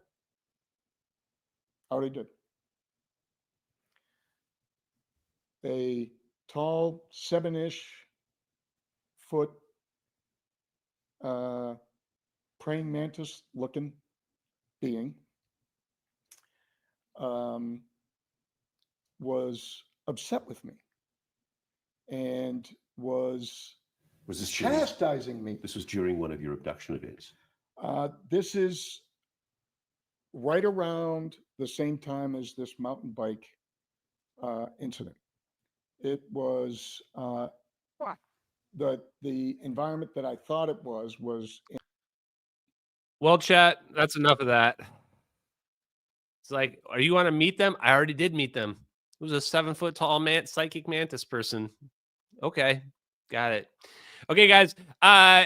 I thought about it. I'm not going to review the crash right now. Check my stuff out on Twitter. Check out the other stuff on Twitter, guys. Love you, MH370X. Let's talk free energy devices. Let's talk anti-gravity devices on Friday. Peace out, everybody. Love y'all. Later. Oh, crap. Which one? Where's my others?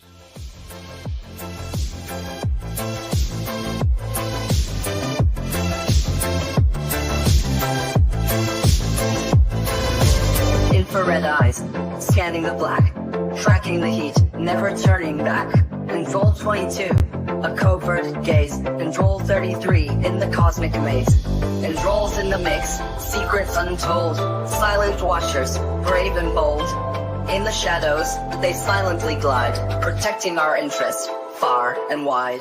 Spears, sentinel of the night, watching over with infrared sight, alerting us to threats afar, guiding our defenses like a guiding star.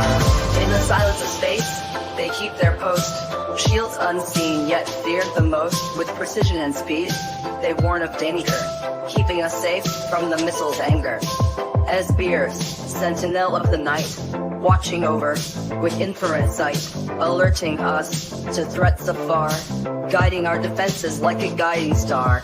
And roles in the mix, secrets untold, silent watchers, brave and bold. In the shadows, they silently glide, protecting our interest far and wide. As fears, sentinel of the night, watching over with infrared sight, alerting us to threats afar, guiding our defenses like a guiding star. As fears, sentinel of the night, watching over with infrared sight, alerting us to threats